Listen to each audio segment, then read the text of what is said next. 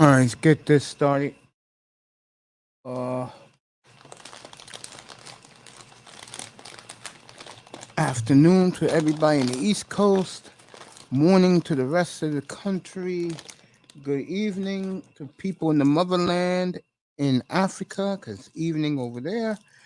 Uh, where shall I begin? I'm gonna rip Apple TV for a quick moment. You know, I'm getting tired of good baseball matchups being only available on an iPad, an iPod, or an iPhone. When I want to watch, like my team last night was on, which to me was ridiculous, on Apple TV. Don't worry, Toyah's coming on Apple TV. I just looked at it and said, "You gotta be kidding me!" I said, "Come on, really?"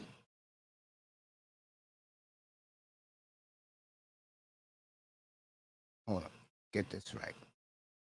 Sorry about that.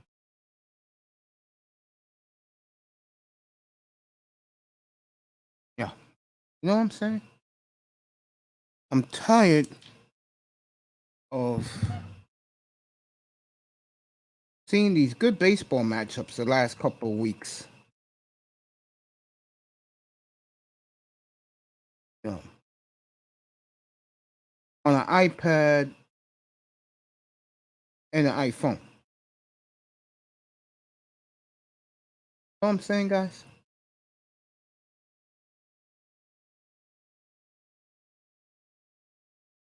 It's a pain to see that. And I'm getting tired of these other platforms like Amazon's got Thursday night football this year. So I'm gonna have to go on my phone and watch football every Thursday night because Amazon Prime took the goddamn package.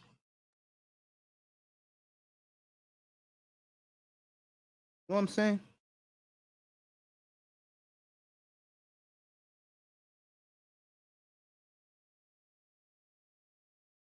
Do you understand what I mean, fellas? I mean, you got to be kidding me.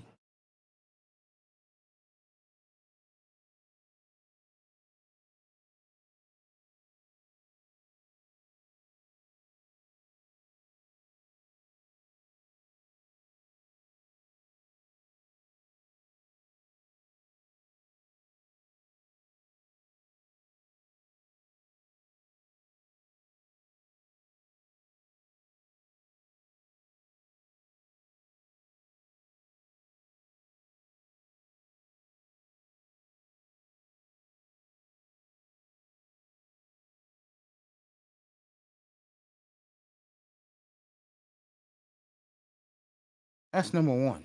Number two, give the Miami Heat credit last night. Okay? Give them all the credit in the world. Okay? Give them all the credit in the world, boy, because I did not see that coming. Miami Heat last night. Didn't see it coming. This tells you how great of a coach Eric Spoelstra really is. This goes to show you that.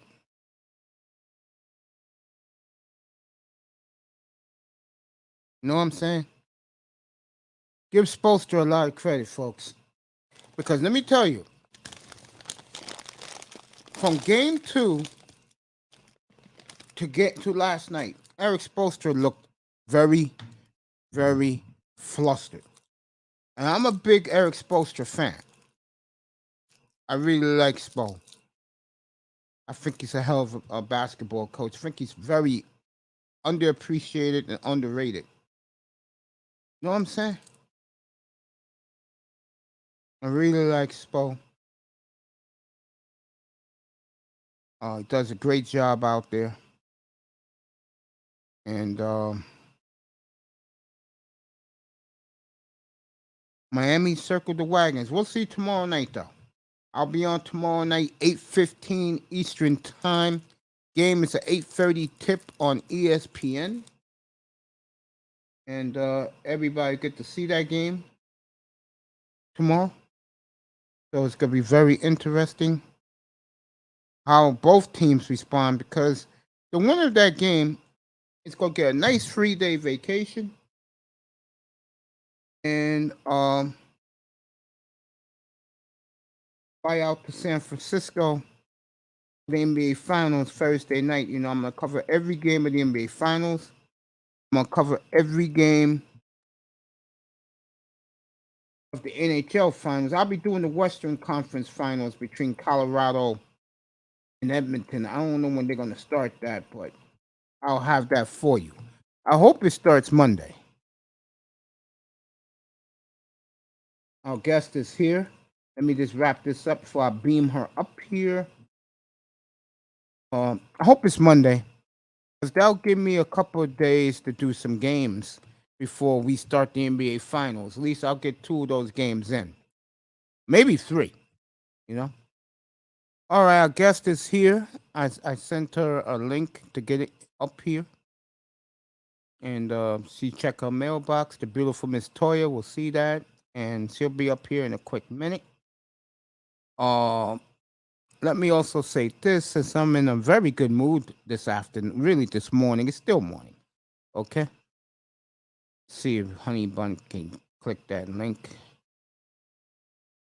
If not, then here. There you go. There you go. One thing I'm going to do this summer, and I won't be on a lot this summer until the end of July, I'm going to be working on doing some things to make this platform a lot better. And one of them is, what I'm going to do is,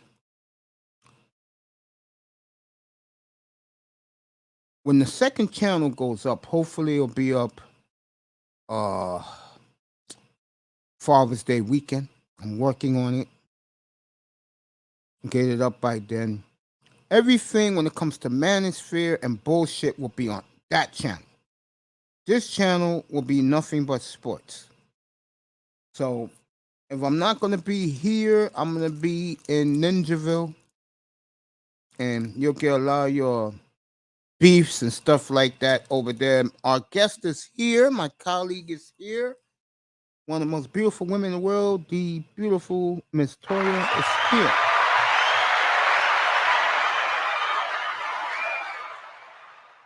Good morning, gorgeous. Hey, Mace, how are you? I'm good. How are you? Pretty good. I did not get the link to my email, so I don't know if you meant to send it, but you didn't. I got your last message, but I didn't get a link. Oh, it didn't come through? No. I got to work on it. It's Anyway, okay. No worries. how was your week? It was interesting. It was interesting. How about yours? Alive. I'm so glad. I'm so glad you are. And healthy too. So much better than I was this entire year. Yeah. So, God's good.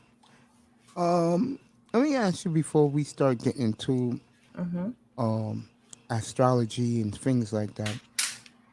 Is it good to, let's say, eat nothing but chicken and beef all the time? Because they say that I need to eat a lot of protein.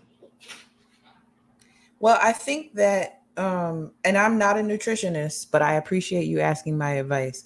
I think that having a protein-rich diet is is okay in terms of keeping lean, and not relying so much on carbohydrates. But I think it's a slippery slope as well,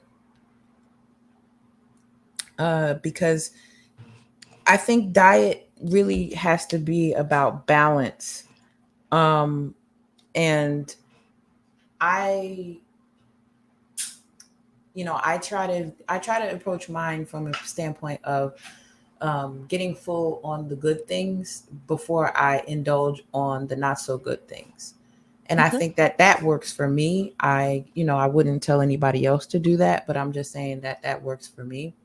Um, and just specifically with reference to protein, I think you have to be careful because it's like if you're eating a bunch of fried protein, then that's not good.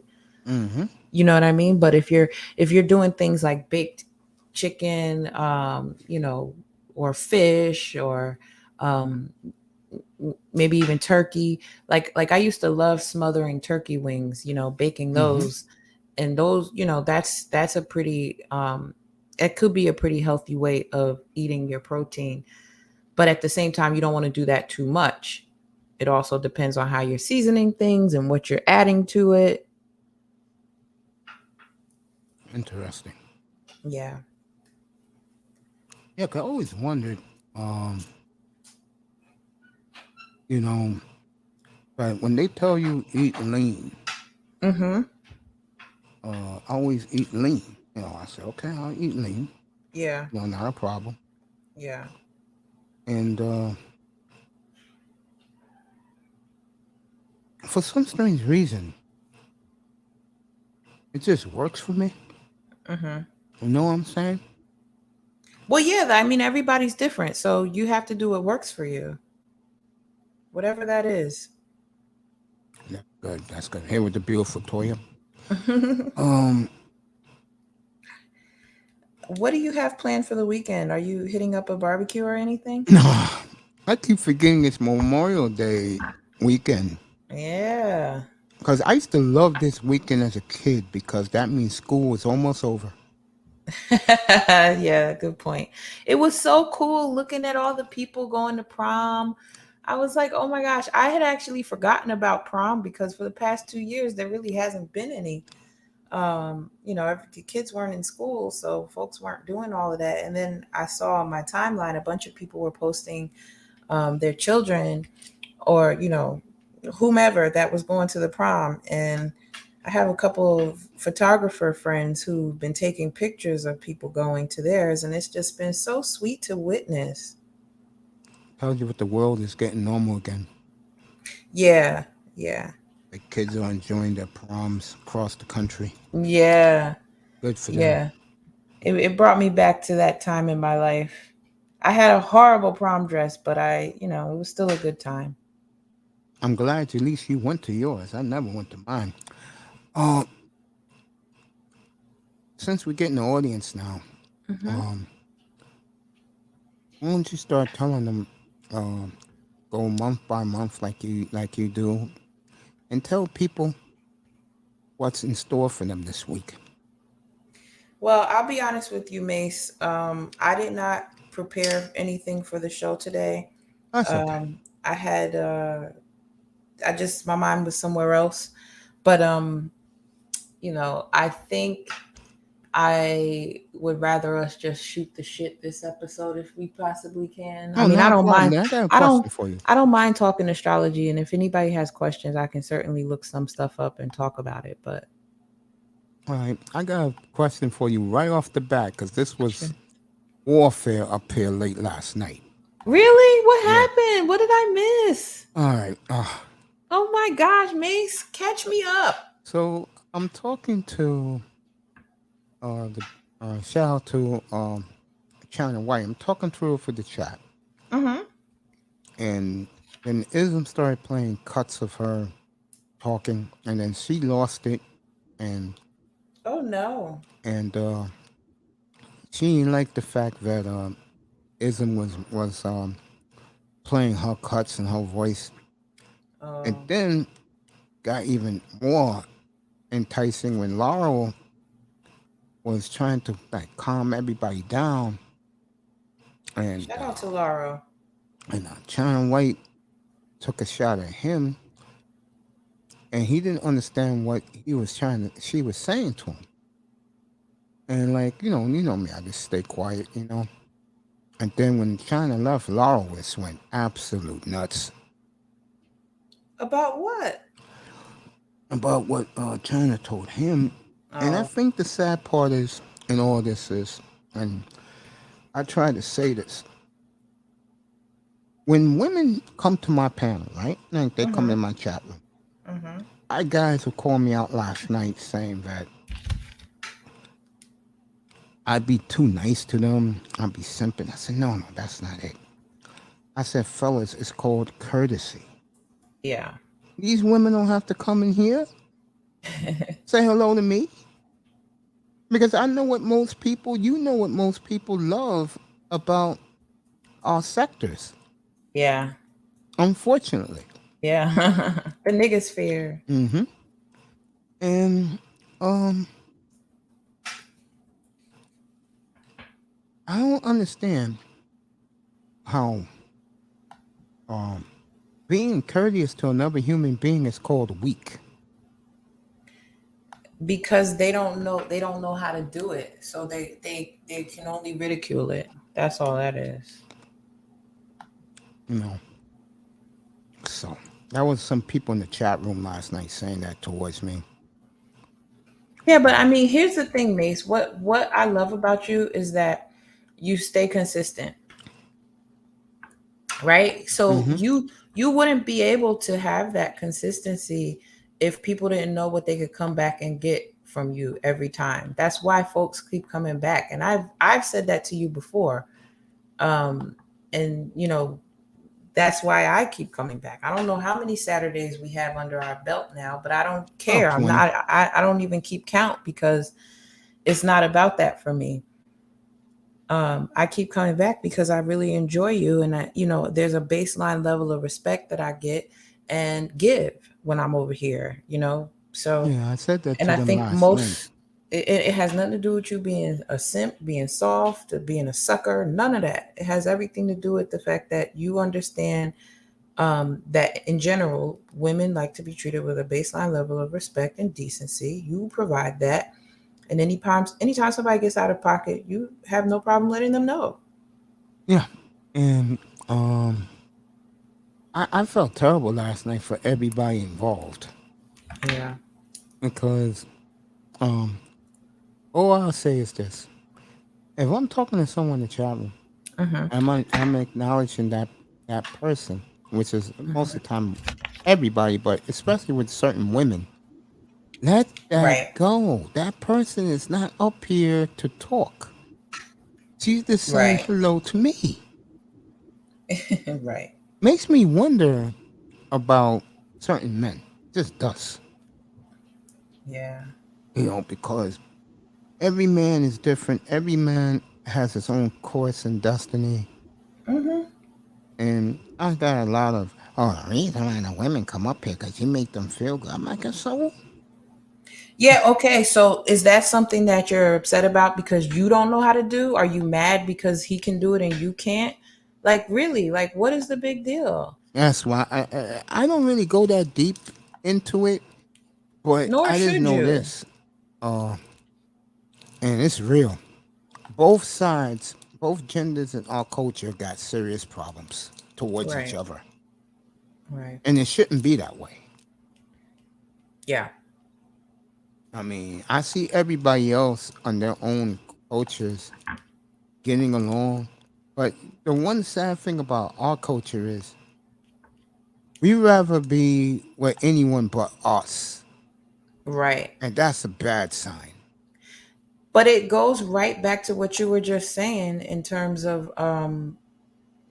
it goes right back to what you were just saying in terms of like we would rather hurt each other or call each other names. It's that we feel like we can't do it too, and that's really sad because we can. And that's why I try to tell guys, no matter who you are to me as a man, if you're listening to this, practice and live in a space of audacity. Try it. So what if somebody thinks that you did it wrong, or so what if somebody thinks that you look silly? What is on the other side of somebody thinking something of you? There is nothing. Unless you feed into that, there's nothing. I totally agree. You can continue to live your life and do whatever things that make you happy, all while that person is scrutinizing you and probably living a miserable one.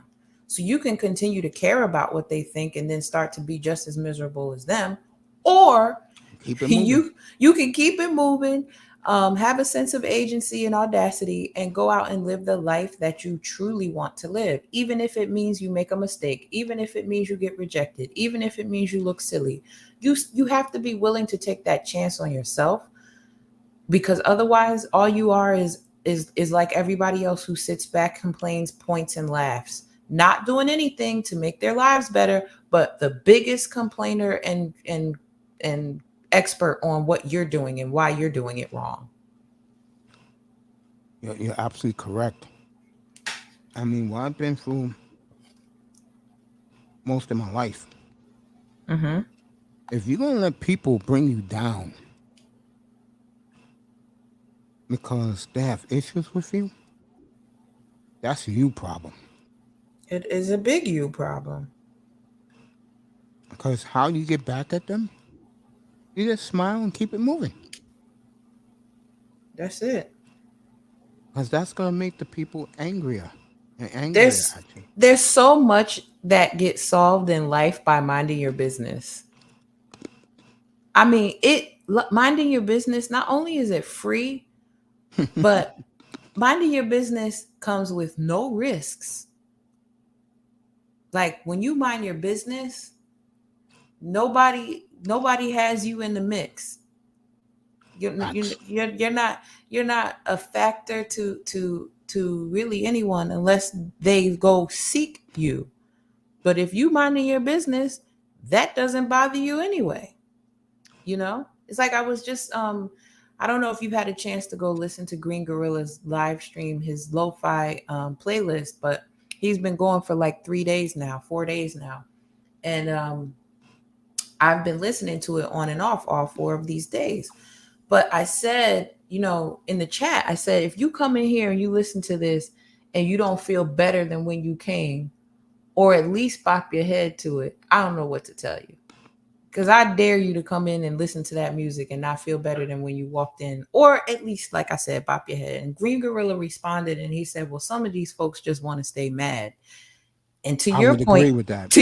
Mace, it's true. I'm like, yeah, folks do. It's true. I know that logically, but at the same time, because I'm such a happy and cheerful person, I can't do that. Like, sure, I get mad. Sure, things piss me off. Sure, I've had experiences where things disappointed me and didn't go my way, of course.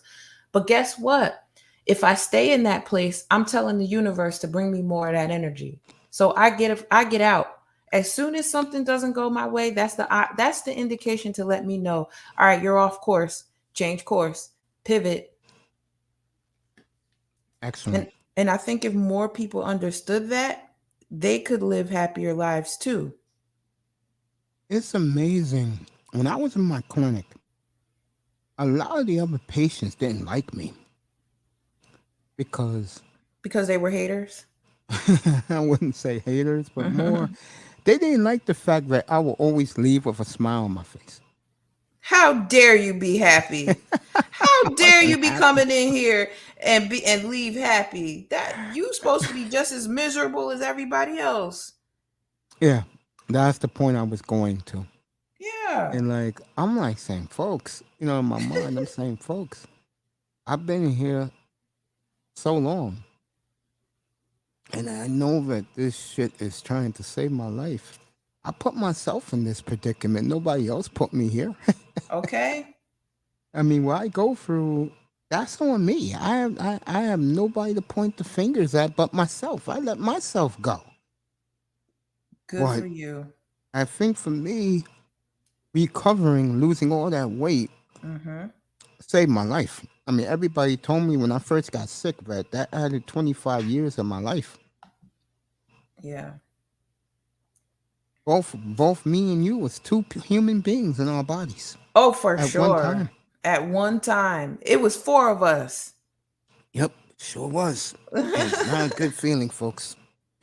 It killed my knees for a while, but once I lost the weight, my knees have never felt better the last 11 years. Knock Yeah. on wood. Yeah. I was just talking to somebody about that in another chat the other day about how my knees, you know, when I do squats now, my knees are great, but when Nice. I was heavier, My killer. knees would snap, crackling, and popping all the time. And they still do snap, crackle, and pop sometimes, but just not nearly as much as they used to. And because I think I told you a few weeks ago, I started doing a squat regimen, and I'm starting to see results already with like just the strength of my quads, Mm-hmm. um, and the shape of my booty is changing a little bit, not very much, but we're gonna keep at it. There you go, guys. Stay tuned. Yeah, stay tuned. Soon Um, come. I was gonna say to you, the one guy that makes me, what's up, Labs? I got your message, and I appreciate the email. I wrote you back, and Tampa Supreme said good morning to the beautiful Toyah. Good morning, Tampa Supreme. And Tampa, I will definitely be in your room live at 10 o'clock tonight to watch your Oh, latest video. oh, snap. What Oh, he he's doing at doing. 10 o'clock? Oh, I'm a big fan of his. He does great, great work. He's Okay. excited about your booty squats. I'm excited about him too. Oh man, thank I you don't for all think the. Yeah, go I ahead, don't baby. think I don't think you're more excited than I am. There you Just go, saying. Tampa. And to the brothers and sisters in the clouds, thank you for showing up this afternoon, this morning, depending on where you live, this evening, you're overseas in Africa, in the motherland, or Europe. Thank you for tuning in. And You thank know, you for hitting there's that like one, button. the guy who really gets me. Yeah, hit that like and subscribe button, people. Go ahead, smash that like button. The one Yes. person that really, every time I go listen to him, he is really phenomenal. Is DS1 Ross? I'm gonna get him up here. Me and him been Oh like my like gosh. extending messages. Wait a Yeah, get minute, the. Mace. He was triggering the crap out of me yesterday. Oh my god. Everything he was saying, I was like, "Oh my god." I felt it on both sides because when he was talking about Big Shirley, I was thinking about when I was heavy and how like I'm serious. I was you, like, "Oh you, my god, I you know was you Big should have did. Shirley." You know you What? should have done. Cause he What? triggered me earlier this week about the guys who travel. Mhm. I was like, SYSBM, yeah. yeah. I'm like, bro, did you know what a lot of these guys went through? I was one of those guys, DS1. Aw. Well, we'll talk about it when I get him up here. That's going to be a good conversation. I get him up here Oh, I can't wait. because Yeah, me and him agree on most things. The difference is yeah. what he's saying now. I was saying up here a year ago. DS1 is a legend in this space. Facts. Yes, Oh. facts. I love the guy. He is terrific. I love him. No, but when he was talking about Big Shirley yesterday, I was like, "Oh my god!" I And didn't then, even think and then about it. he was getting on Brussels sprouts. I'm like, "Yo, Brussels sprouts are delicious." And yes, I don't think I'm a skinny mini. I'm gonna call myself not a skinny mini, but I felt triggered when he was talking about skinny minis too, because I am a size 6. But I'm just saying, like, like I wanted my knees to work better and I wanted to be able to move about the cabin a little bit more freely than I was when I was Big Shirley. So, but I mean, I'm not out here telling folks that they got to stop eating and starve themselves to become skinny. I just did it for the I know. And I'm gonna say betterment of hello to myself. every. I'm gonna say hello to Tampa, to Antonio Labs, and to this man who I haven't seen in here in a hot minute. Mace the Ace. Thank you, baby. One of the most fit men I've ever saw in my life. Him and prime time VA. Ed Hercules Unchained in the building. What's up, Ed? Appreciate you, man. Appreciate you, Ed. Good to see you this afternoon. Good to see you, bro. Well, you out still in the morning. You in the Midwest. Good to see you, bro. Yeah, we still got 15 minutes left on this morning. Shout out to Ed Unchained. Yeah, man. I mean, I tell people all the time that I'm more closer, not even close, with chat room guys who I came up in here in the chat room with than I am uh, concept creators. I leave concept creators alone. Let me say something about this next meetup that I just call him the man from Philadelphia is having. My friend, if you're gonna have a meetup with the Passport Gang and see how that's gonna work, the guys who you're gonna try and link up with, buddy. I'm saying this not as a hater, but as a realist, bro. Those guys are gonna be. Those guys are gonna have a big disappointment because, again, if you really believe, folks, that everything comes easy to find women when you leave here,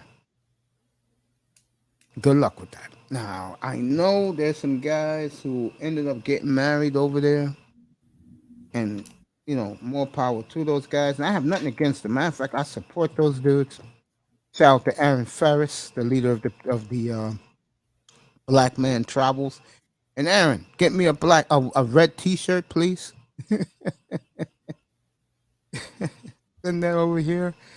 But when it comes to the deepness of that way of thinking, I don't know, man. I mean, I would say this. I know that a lot of the women here are a problem.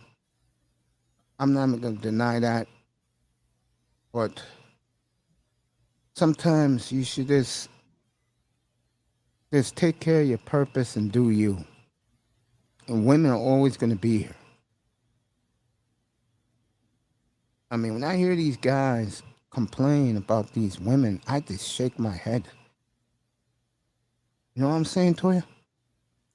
Well, I disagree. Like I don't shake my head because I think they have plenty of reason to complain. I just think that it has to be a point where you realize that the complaint the complaint is coming from a place where you can leave. You can make a decision to do something else. So like I have no issue with SYSBM and the Passport Bros and all of that. I No, I really don't. support them.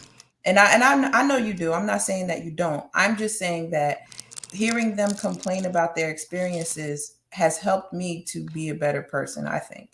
Really? Because yeah, because I didn't realize just how pervasive um the culture is in general in terms of being is skewing towards women and having us have things that we think we should just be given for no reason. Like a lot of times women, because things are so geared towards us and our comfort and our stability and all of that, I think a lot of times women make the mistake of thinking that it's a right and it's not something that we have to earn. Yeah, they're And too so entitled. yeah, and so in that regard, that's where I think a lot of men are having such terrible experiences with women because so many of us are walking around here thinking we're entitled to men's provision and protection. Men spending their money on us, men doting on us, and really, social media is a huge reason to blame for it because it gives us access to way too many people that we can feign those things across social media, but in real life. The real rub of it is that when somebody is giving you their time and attention, that they are going to expect something in return for that. And many times women don't have the things that are expected in return. So they always open up their legs for lack of whatever they can't offer.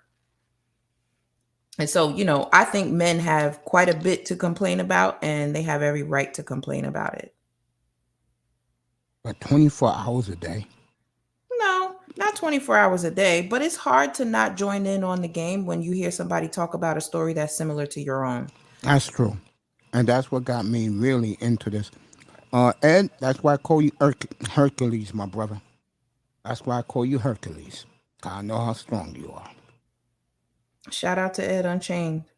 Good people, Ed Unchained. Shout out to Raven Knight.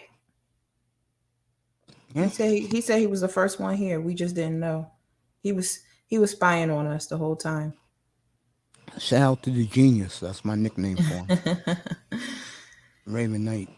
Okay, so Mace, today I am going to take myself to the museum Okay. here in Dallas because I felt like that's something that I can put on a pretty dress and go to for no other reason other than I don't have anything to do. And Hey, I might, nicer. I Beautiful might, nicer in the building. oh, hey, nicer, I miss you. I haven't seen you in forever. Oh, yeah, yeah, yeah, yeah. I don't know what that means, but it sounds cute. I love when she says that. Filling the X-Files cabinet. Yeah, I gotta watch out for Raven Knight. He got a whole file on me already. I just be talking to him and he just be writing shit down. It's fine. I trust Bloomberg, him. we can breathe. I don't know what Yeah. is that No, thing he's that. talking about Mercury retrograde. Can you explain that to me, please? I did already, Mace. Remember we talked about it a few weeks ago when it first started. Oh, You that's right. have Yeah, to yeah. I'm you have yeah. to you have to I'm be careful during Mercury retrograde because you can experience some travel delays, communication snafus, technology breakdowns, things like that. So think over the past few weeks, has anything happened where maybe you sent an email and it didn't go through, or somebody was trying to get in touch with you and they couldn't? That happens a lot during Mercury retrograde. But what he's saying is that June 3rd is when it's complete. So we should be able to breathe again, and like stuff should start moving a lot easier because Mercury will not be moving backwards anymore. He said he learned it from you. You take notes. I do take notes, but I mean, I'm a word nerd. I'm a word nerd. I have to take notes, and I like to. If people say things that are profound, I like to be able to return back to them later. So, I'm a trained journalist. It's in me, baby. And it got me, he said. And then he said, but I fought it hard, but it still caused me to snap. And he been snapping Listen in here. those rides on the freeway home. Californians got on his nerves. Yeah, I totally get it. I had a conversation with my mom the other day, and I was really defensive for no reason, honestly. But the reason was because the day prior, and we already talked about this last week, that I had a bad day on Wednesday, and so because of that, I was a little on edge still, and I think my mom picked up on it in my response to her, and I had to apologize because I was like, you know what, I just had a bad day. I don't like to cry. I was crying, but like I hate crying. So like not only am I mad about whatever I was mad about, but now I'm mad because I'm crying. I cried up here. I had to stop for a few minutes a couple of weeks ago when I found out Beasley passed away. Yeah. That hit me hard because me and him was pretty cool. Yeah. I looked at him as like a cousin, Mhm. brother, because we're Mhm. me, him, and General. We're about the same age, so we can relate. Yeah. That's why me and Mr. Miami get along well. We can relate. We're similar in age. Yeah. We knew a lot of things, and I lost it up here when I found out that he passed away. Tampa Supreme told us in the chat. I said, "What?" Yeah. I haven't experienced a YouTube death yet. I've heard of some, but I don't know anybody that And well, I've Kevin interacted with. Samuels hit me hard too. The only difference is what he taught me was some simple things. You know what I'm saying? Do me Mhm. a favor. I'll talk to the audience. We got a good audience. I'll be right back. Okay, so what I'll do is I will read the weekly horoscopes for this coming week. Um, if everybody's cool with that.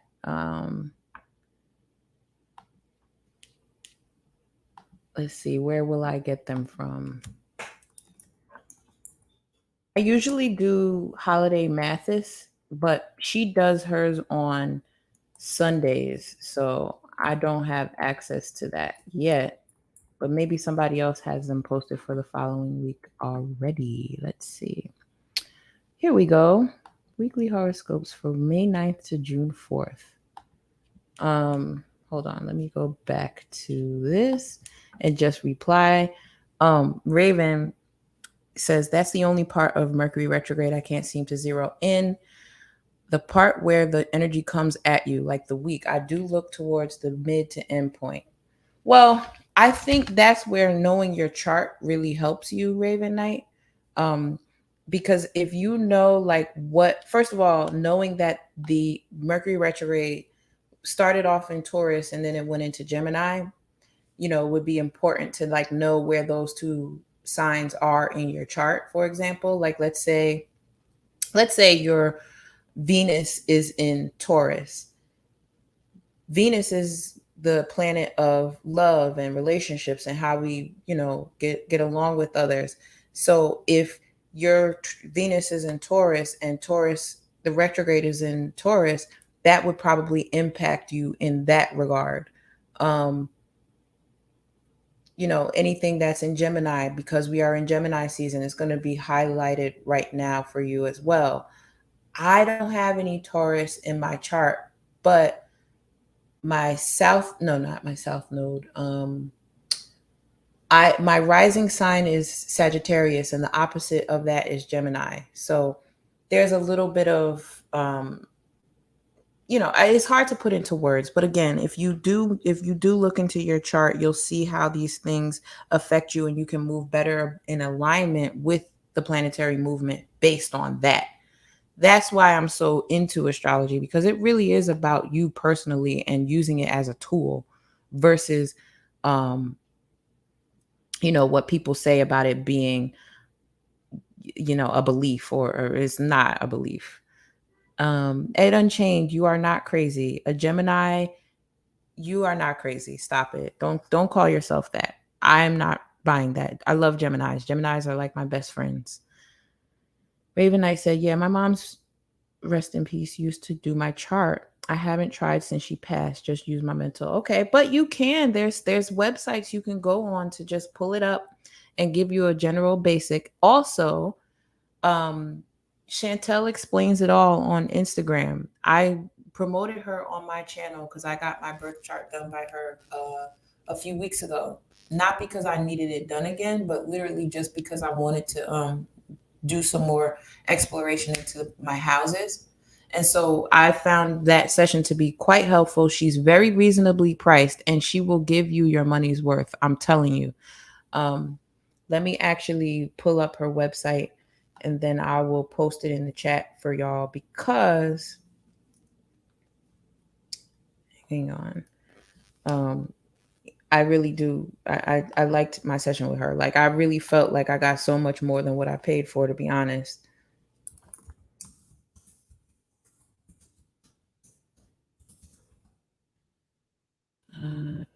Yeah, she has a link tree, so I'm gonna just post that.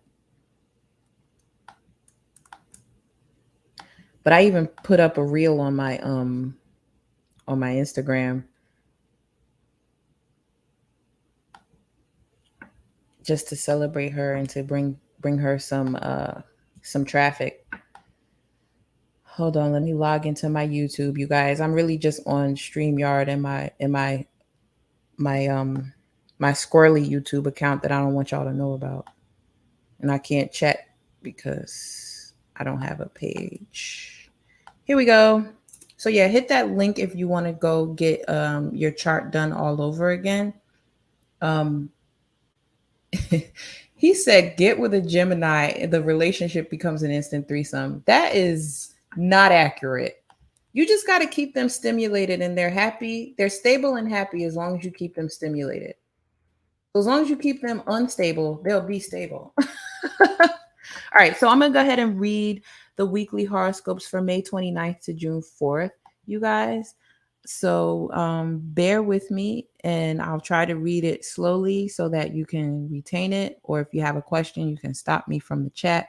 I'm going to keep an eye on the chat while I'm reading it. He said it's very accurate. Look it up. Sir, I am not doubting that your accuracy there. I'm not. I'm just saying I think they get a bad reputation.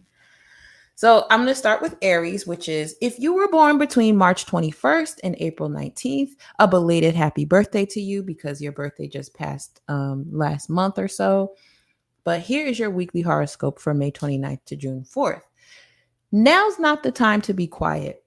With the Mars Jupiter conjunction on the 29th, tomorrow, happening in your sign, you better make your voice heard. Though your approach may come across as aggressive to those who are already intimidated by you, the right people are so excited by the things you have to say. Wear bold lipstick to the interview and dye your hair before the first date. Why bother with people who can't handle you at your most authentic and bold? This I would week's agree with mantra that. this week's mantra is my authenticity inspires. So again, that was Aries for the week of May 29th to June 4th. Um, and Private Mace Kimberly has the agrees. most serial killers. I know. Crazy. It's just Crazy. they're just slandering the Geminis right now. Oh, no, but he's a Gemini. I know, but still, it's not nice. All right, so Mm. Taurus, moving on to Taurus. Your horoscope for May 29th to June 4th is eclipse season brought many endings into your life and wrapped up a period of relentless change. You are in a totally different place now than you were a year ago, but the dust is finally settling enough for you to see what's on the other side. Venus's return to your sign on the 28th feels like a homecoming. Treat yourself to something simple and sweet to celebrate how far you've come. This week's mantra, I've come a long way. That was Taurus. Okay, so now we're going into Gemini. All the Geminis born May 21st to June 20th. This is for you. Your weekly horoscope. Your ruling planet Mercury finally ends its retrograde on the 3rd. But to be honest, you might need a few extra days to get back on track before forging ahead with new plans. The communication planet stations direct in your unconscious sector, making you feel confused or out of the loop. Try to Wait, release, go no, ahead. go ahead. I'm gonna say something to Raven. Go ahead. Try to release any anxiety you're feeling over things that are out of your control. With Mars and Jupiter meeting up in your community sector, friends and coworkers are more than willing to cover if you need some extra rest. There you This go. week's mantra, I go with the flow. That's me every day. But you're not a Gemini. I know. I'm just having a good time up here. Mhm. Raven, we have a woman on the panel. Don't use that language, bro. You No, do he that can. when the guys are around, not when the You woman's you at presence, bro. no, you can use that language with me. It's fine. I think he Oh, knows okay. that. I'm Okay, from Raven. Jersey, Mace. Come on. I'm a lady, but I also cuss. It ain't nothing wrong with cuss words. They're adjectives. Go. All right, so the weekly horoscope for Cancer. If you were born between June 21st and July 22nd, you have a birthday coming up. All of your career goals are coming together as Mars meets up with Jupiter in your public image sector on the 29th. Not only are you getting more opportunities for recognition, but you're also able to fill your days with less busy work and more satisfying tasks. As Saturn stations retrograde on the 4th, you can finally relax after months of pushing yourself to reach new heights and doing lots of favors for everyone else along the way. This week's mantra, I deserve satisfaction. All right, Cancers, y'all better get ready. It's going to be your season soon. So, next, my sign, the illustrious, the royal Leo. And our birthdays are also coming up soon, but not quite yet. We got to get through Gemini and Cancer season. So, whether you're leaving for a trip, starting a new course of study, or diving back into a spiritual practice, the Mars Jupiter conjunction on the 29th has you very excited to expand your mind. But before you set off on this journey, you have to get your shifts covered at work. Plan for childcare and renegotiate home responsibilities with your partner or roommate. Saturn goes retrograde in your commitment sector on the 4th, bringing you some much needed ease as you work out the details. This week's mantra, I'm not alone in my journey. Boy, that really hits hard for me, I'll be honest. I hear you. For real. Like Yeah, seriously, I hear you. being in Texas, um, you know, not being alone in my journey is something that I welcome with open arms, and I manifest that for sure. Moving on to Virgo.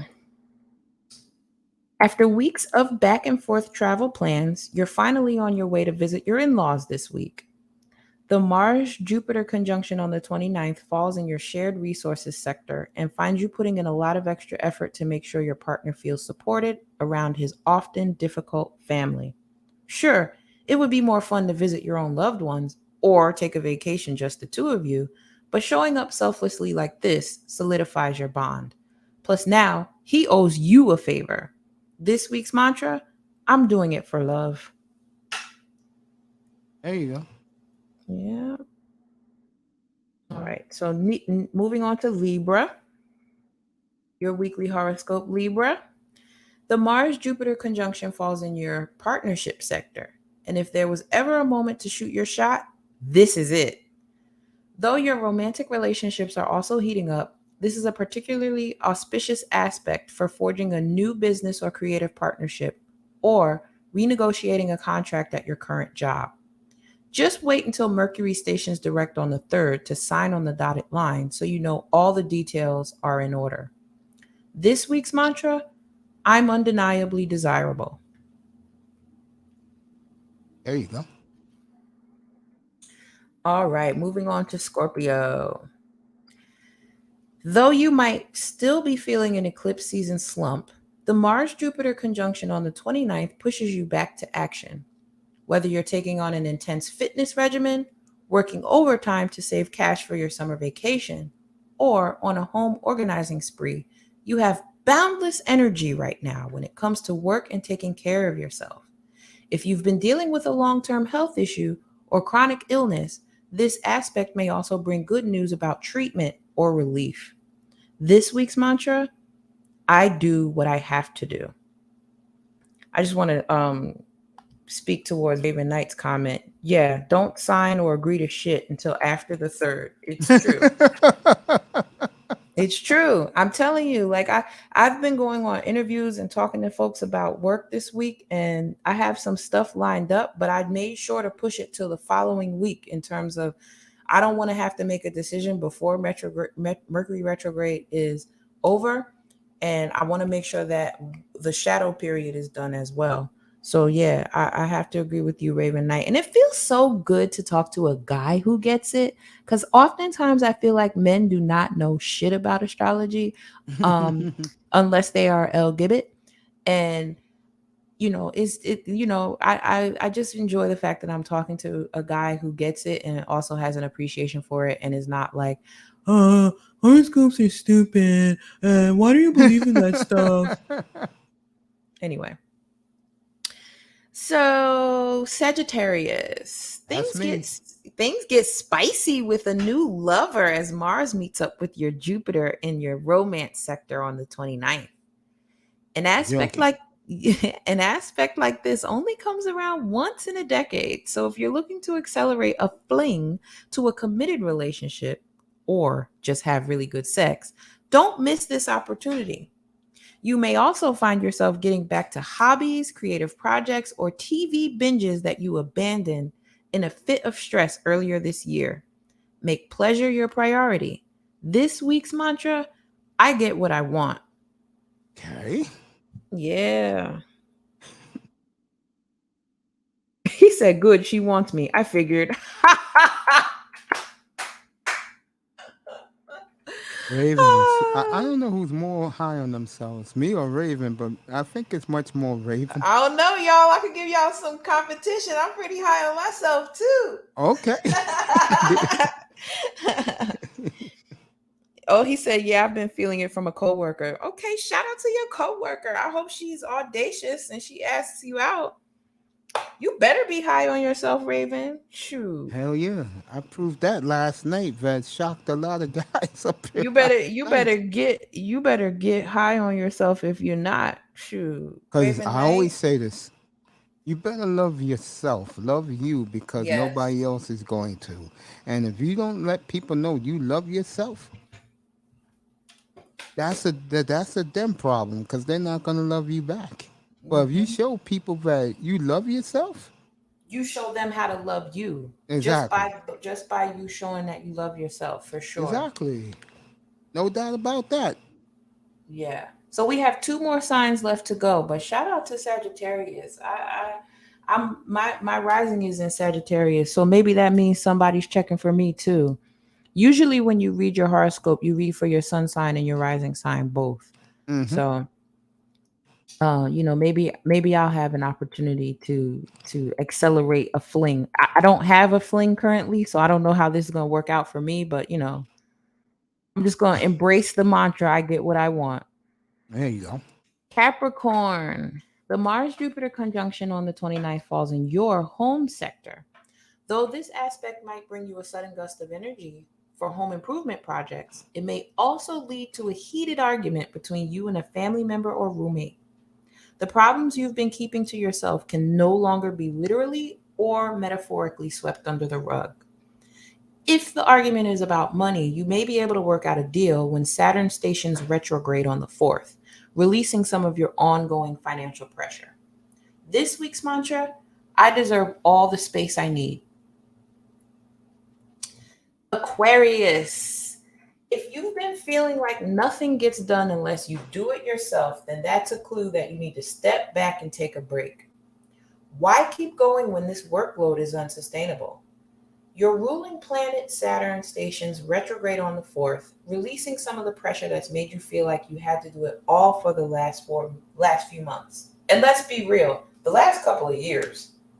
Rather than taking on more work, delegate and trust your teammates enough to finish the project on their own. This week's mantra for Aquarius is, I release responsibility. And lastly, we have Pisces. Oh my God. Raven Knight, stop telling on me. Please. Okay? Okay. This week's Mars Jupiter conjunction on the 29th falls in your money and values sector and is an auspicious moment for you to ask for more attention or compensation. Why not advocate for what you deserve? Ask your boss for a raise and let your partner or roommate know about your concerns over shared resources at home. This aspect also brings a breakthrough in therapy or a major boost to your self-esteem. Learning to value yourself is no small feat. It's okay to admit that you're kind of a big deal. This week's mantra: I deserve to be treasured. All of these horoscopes were written by Jamie Wright. She's an astrologer based in New York, and you can find it on purewow.com. Fair use. Fair use. I have my Shout, nephew make that sign for me. shout out to the King of Lions Z45. I wonder if he's a Leo and that's why his name is the King of Lions, or if he's just Yeah, what you sign, King of Lions, and welcome yeah. to the platform, bro. Yeah.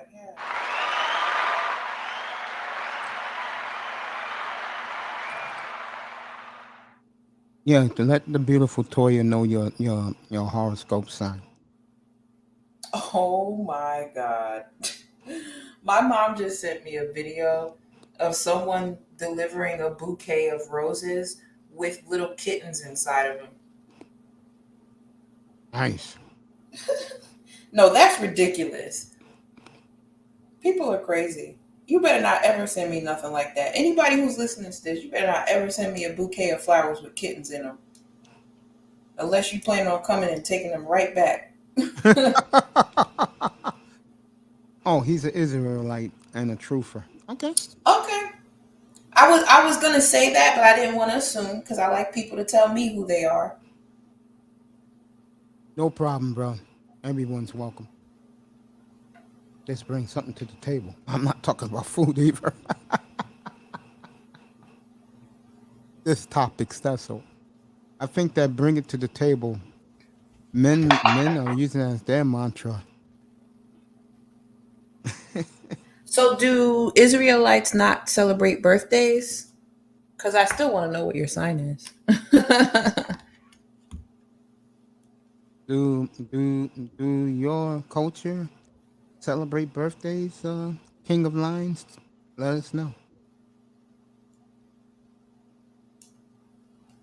I was gonna say to you, here's a question I have for you. Because the guy was thinking of was it DS1 the other day? No, I think it was DS1.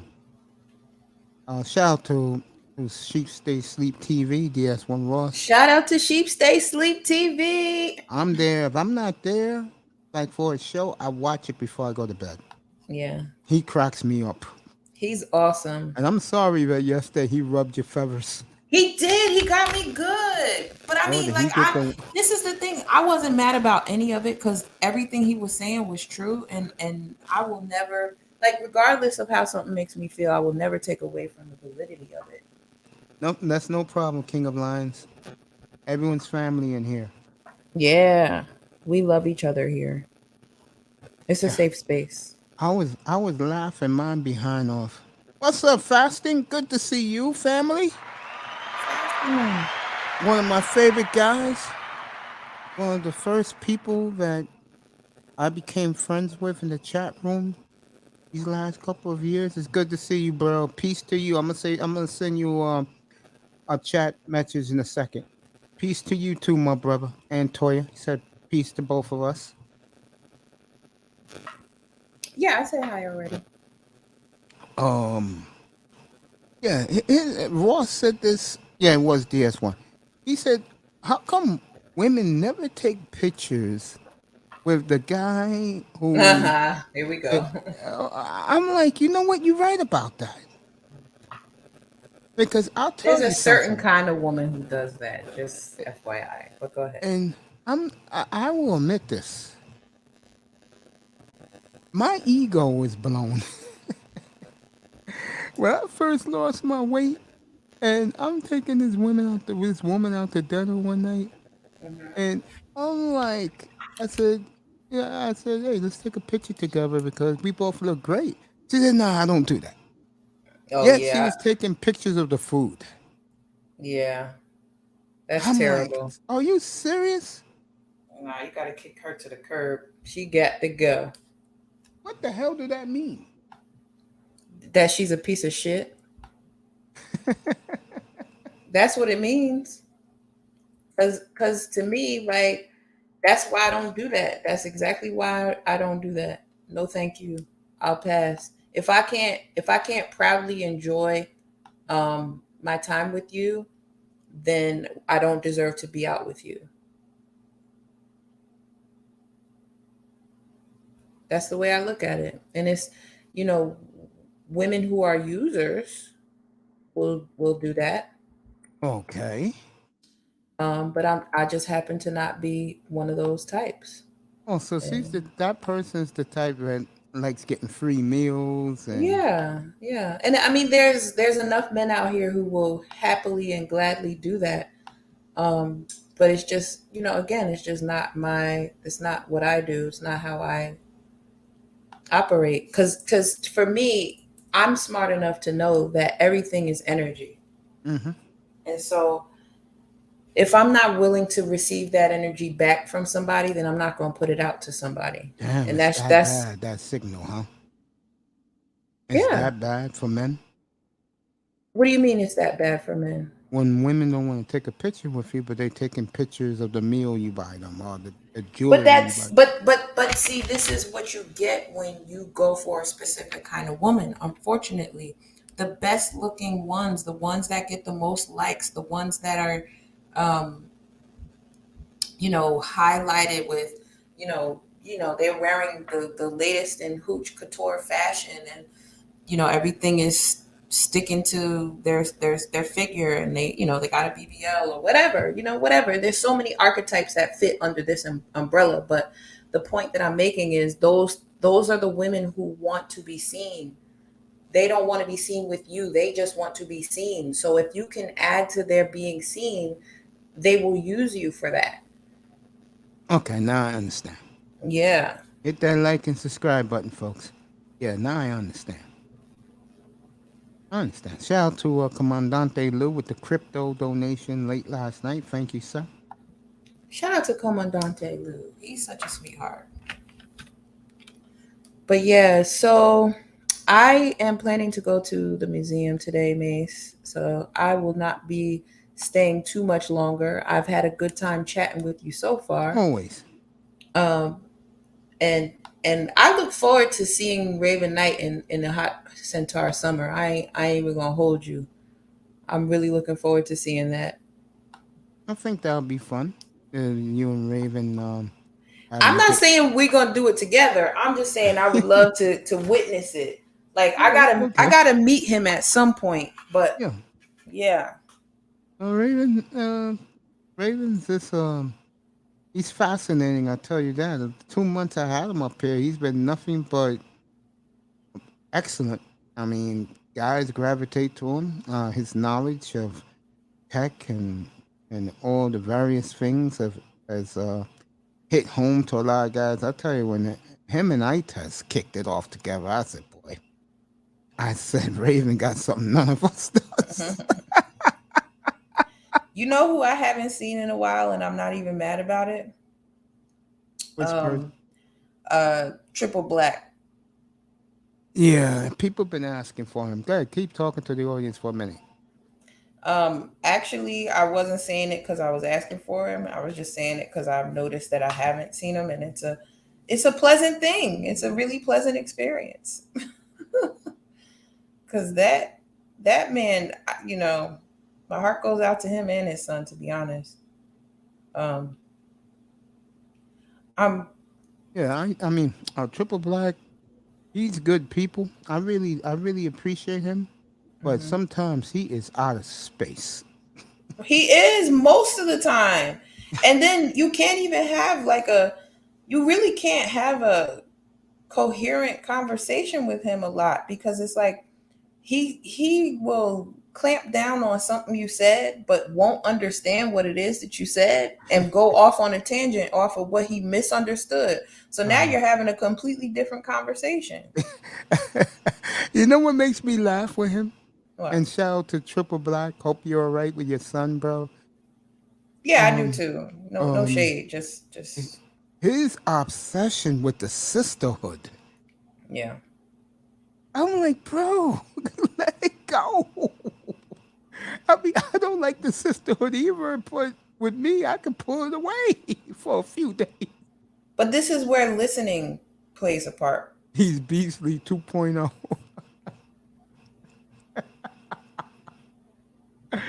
Oh man, Beasley, I love you. I miss you so much. Oh God. All right, baby. Oh yeah, go ahead, Toy. um Talking about Triple Black. Yeah, well, no, that was all I wanted to say. I don't want to rag on him. I just, No, I don't that rag on him. that has been my experience with him. He's on another And planet. yeah, yeah, yeah, because when he was doing lives on his channel, I went and talked to him a few times on his channel, but it just like you said, it just seems like he is very fixated on The the whole sisterhood. sisterhood thing, and it's unfortunate because it's like you can't really get through to him beyond that. Um, I did. and I went on his platform one night. yeah. 'Cause I woke up in the middle of the night. This when I was still on that damn machine, and I saw him 3 o'clock in the morning. Hmm. And I'm like, yo, I didn't even know you had a channel. And he said, yo, Mace, you here? I said, yeah, I'm here right now. He said, come up. Brings me up. I found out a whole different side of him that is pretty cool. Oh, nice. No, that's why me and him don't argue like we once did, because I understood him better. That's what's up. What did you have to beat it out of him? What'd you No, do? not at all. He opened up to me. Okay. And then, you know what happened after that? 2 more hours of killing the sisterhood. That's too funny. I'm gonna be honest about this. I said this before. I'll say it again. Mm, This gender war is is sickening. it is. Sickening. I mean, it's bad on both sides. It really is. I'll pick up on that in a minute. Go ahead, entertain the audience. All right. So while Mace is taking a phone call, I'll be happy to answer any questions you might have about astrology or what's coming up. I know me and Raven are going to have a Mercury retrograde ending party. I'm excited about that. um, I don't know what's happening in sports cabal right now, but I keep seeing a whole lot of ads about what's going on with the games and stuff. So I guess something's happening. I can't talk about sports. Sorry. Sorry. But I'm getting ready to disengage from this lovely live stream in a few moments so I can get myself all gussied up and go to the museum today. I'm excited. He said yes, and I will have my knight's gear to combat it. I don't doubt that, sir. I don't doubt that, sir. Uh, I wore a really pretty dress yesterday. Like, I was so excited about it because it was my first time wearing it. Like, I had it in the closet for like months and I just never wore it because the weather wasn't quite appropriate when I bought it. Because it's sheer and, very lightweight. But it's been really warm here in Dallas lately. So, yesterday I just put it on and like I was walking around just taking pictures of myself because I don't know anybody here. So like a lot of times that's what I'm doing. I'm like walking around and just taking pictures of myself or taking pictures of the scenery. And I know people be looking at me like I'm crazy, but I don't know nobody here, so it doesn't matter. But let me share with y'all a picture of this dress. I'm gonna send it to my laptop so I could put it up here on this lovely screen.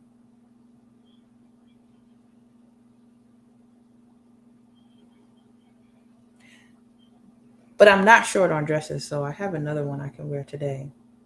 Very excited. Totes my goats. Also, I've been getting like, okay, I don't know if I told y'all this, but I've been getting I made a Facebook page, not because I really wanted to, but because I was being urged to by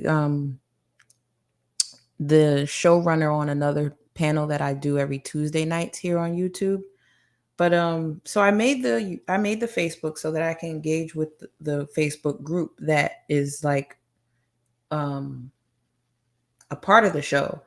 And so, but now like I'm getting tons of friend requests on Facebook from people that I don't recognize. So if anybody's listening to this All right. and you have sent me a Facebook friend request, please send me a message to let me know who you are and why I should approve your friend request because I'm really not beat for putting a whole bunch of people on my Facebook. I got rid of Facebook because I had Facebook when it first started out. Like I had an OG Facebook profile when it first started out. And I deactivated it a few years back because I just like I think it was around the same time of the Trump election. I deactivated it. I deleted it like completely. Never went back because you know how if you go back to it, they'll reinstate it or whatever. I didn't do any of that shit. I completely let go of it. But the major reason why I did that is because I was having so much like I was getting frustrated with the fact that so many people were regurgitating information that wasn't true, and it was becoming a bummer. There you go. It was becoming a bummer to get on it every day because I was bombarded with all this stupidness. I don't do Facebook, but you're gonna start seeing me more on Instagram now. But I'm getting so many, Now so I fuck many. with Instagram. I love Instagram. I'm getting so much requests on Instagram. I don't know why. Yeah. Because I'm a guy, but I just disappear from it all. People don't realize that about me. I also want to say this before you leave. Uh Okay, huh. two things. What's up? Two, it's amazing and fascinating the stereotypes we get labeled as a culture. Hmm. But yet, I have come across so many brilliant black minds. It's scary. Oh, that's a fact. They're in large number here on this space for sure. So I can don't account ever for listen to that. the white media people or the divesting people or Yeah. the coon dude, because there are a lot more smart, educated, innovative African Americans in this space than people realize. I'm looking at three of them right in front of me: Toyah, Raven, and Fasting. Not to mention King of Lions and Antonio Labs. Okay, there's a Shout lot out to of them us. out. I don't put myself in that class, and I'm not ghetto either. Just to let you know, I'm just a regular dude, but I like listening when intelligence talk, and that's why Raven, in my opinion, have stolen the show on my panel, because when he talks, everybody Hmm. listens, everybody asks questions. I just sit back and listen to the man talk about his tech and the gadgets that DJ Kuda recommended him to get. Hmm. And shout out to Raven Knight. He's been great since I gotten better.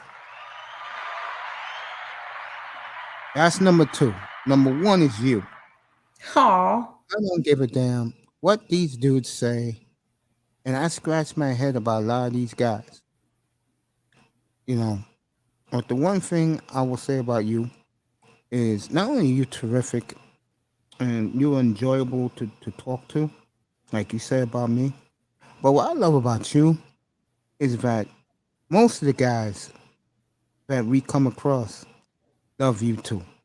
And that says a lot about Toya as the human being, because it's not easy for women in these spaces to get like free passage.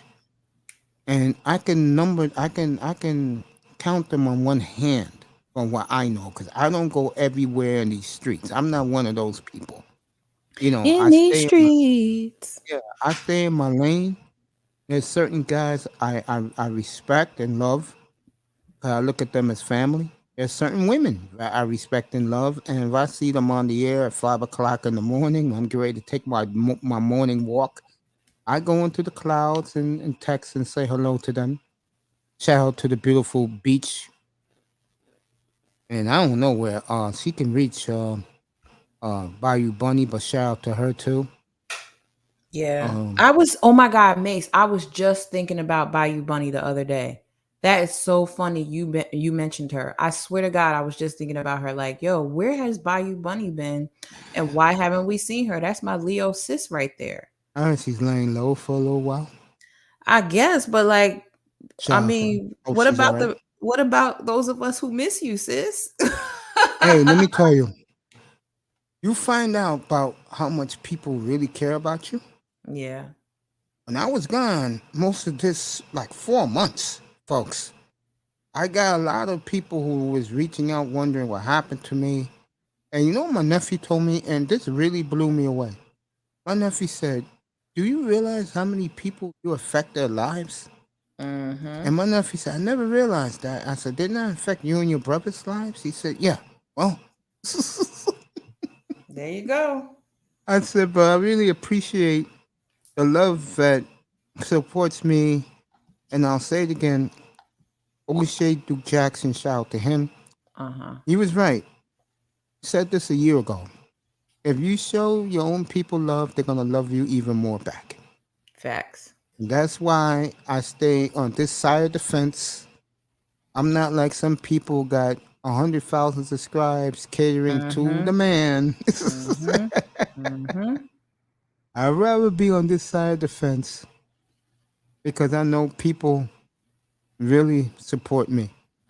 And I appreciate that. It's pretty cool when you go into Mr. Fantastic's room and you haven't been in there and God's win.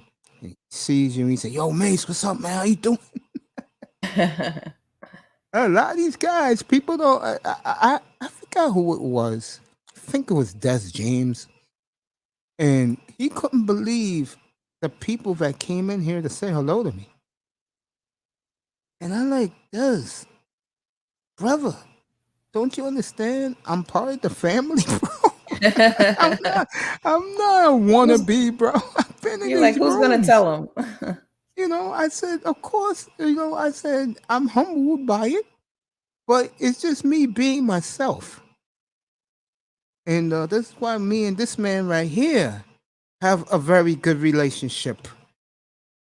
I appreciate you, bro. Hey, you gotta. I gotta interview you one of these days, bro, and we're gonna talk about our beliefs because we believe in very similar things when it comes to religion. So I gotta get you up here for one on one.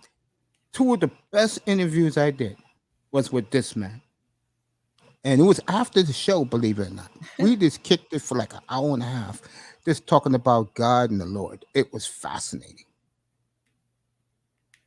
And I know a lot of people don't want to talk about that. They give fasting a hard time. I never give him a hard time. I think he's tremendous, He especially when is. especially when he's with Kuda.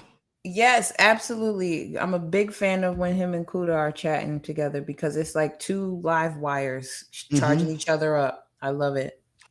Toyah is awesome. Dallas can be weird, but it will grow on you. Yeah, Yeah, he's down there. He lives in Houston, but he does a lot of his work in Dallas. I know. That's why I'm like, are you sure about that? Well, I'm not down there, but a buddy of mine, I told you the story about him when he's now he went from 420, now he's back down to 250, and I said, you're playing with your heart, bro. Just stay at 250, bro, and just don't go up higher. But the point I'm making is, he told me in Dallas, and he moved to Dallas a decade ago. Okay, he Mm-hmm. moved there in 2011, Mm-hmm. and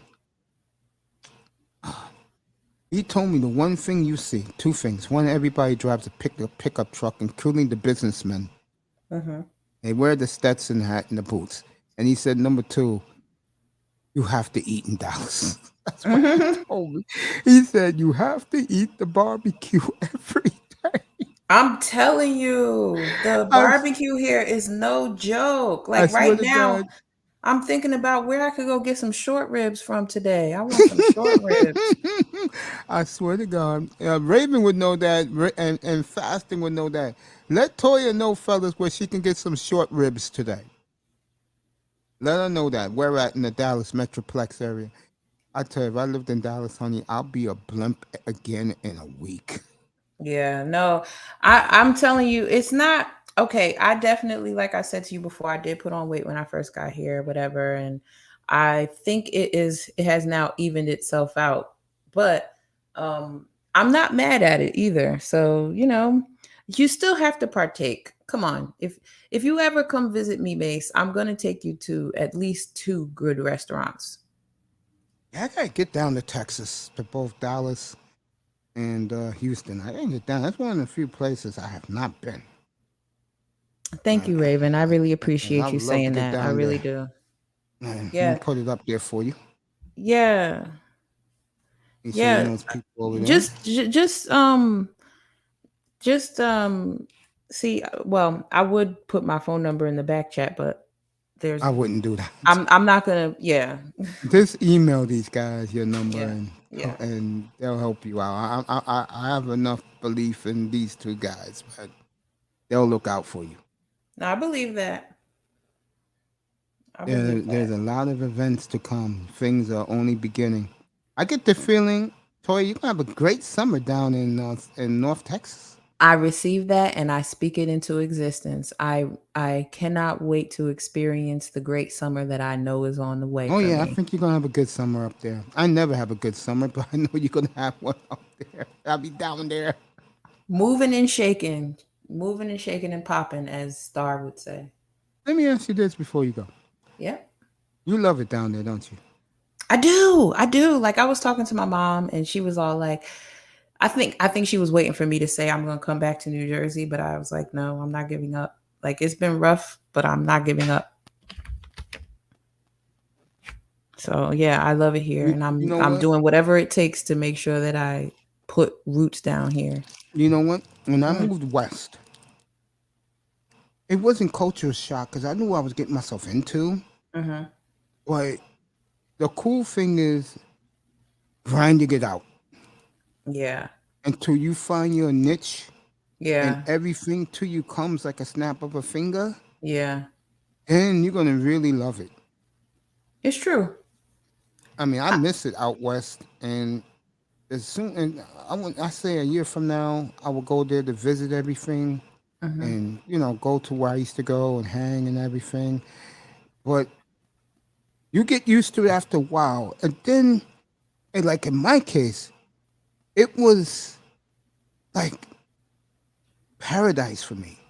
Not where I live, but the part of the country where I live. Because anywhere I wanted to go, L.A., San Francisco, um, uh, where's another place I used to go to? Seattle. All these places was right there, and it only cost $150 round trip, so I could easily plan my weekend and go out there, out down there in my case.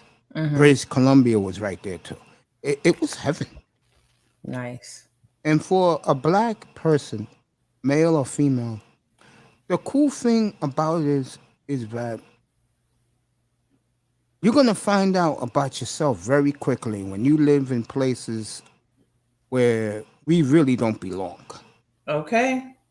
You're gonna find out about yourself very quickly. And in my case, because I had a lot of weight on me back then, I stood out because of the weight, but I blended in because of my personality. And I wasn't one of these guys, folks, that was kissing up to the man or the community.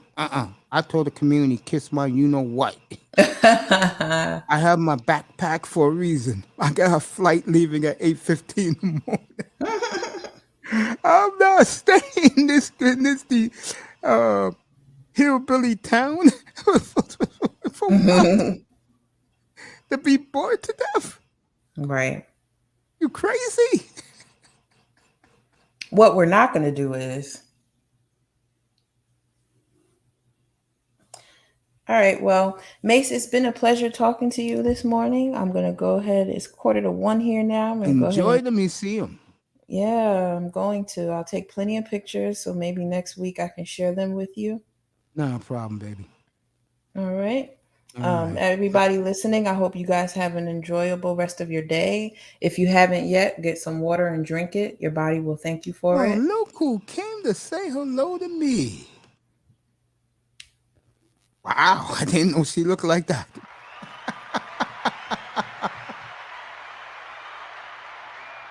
What's up, Brownie? I'm flattered that you are here. I really am. It's nice to see you, gorgeous. Wow. And this beautiful lady to come say hello to me on a Saturday afternoon. I'm Wow. telling you, Mace, you got the juice and the squeeze. I'm gonna leave that alone. Yeah, Brownie Ellie, no, that's why she here. But all right, I'll check in with you later on in the week. I love you, baby. Have a good time in the museum. Love you too. Peace, everybody. There you go. The beautiful Toyah. I want to say hello to Brown and Ellie, so I hope she stays right there for a minute.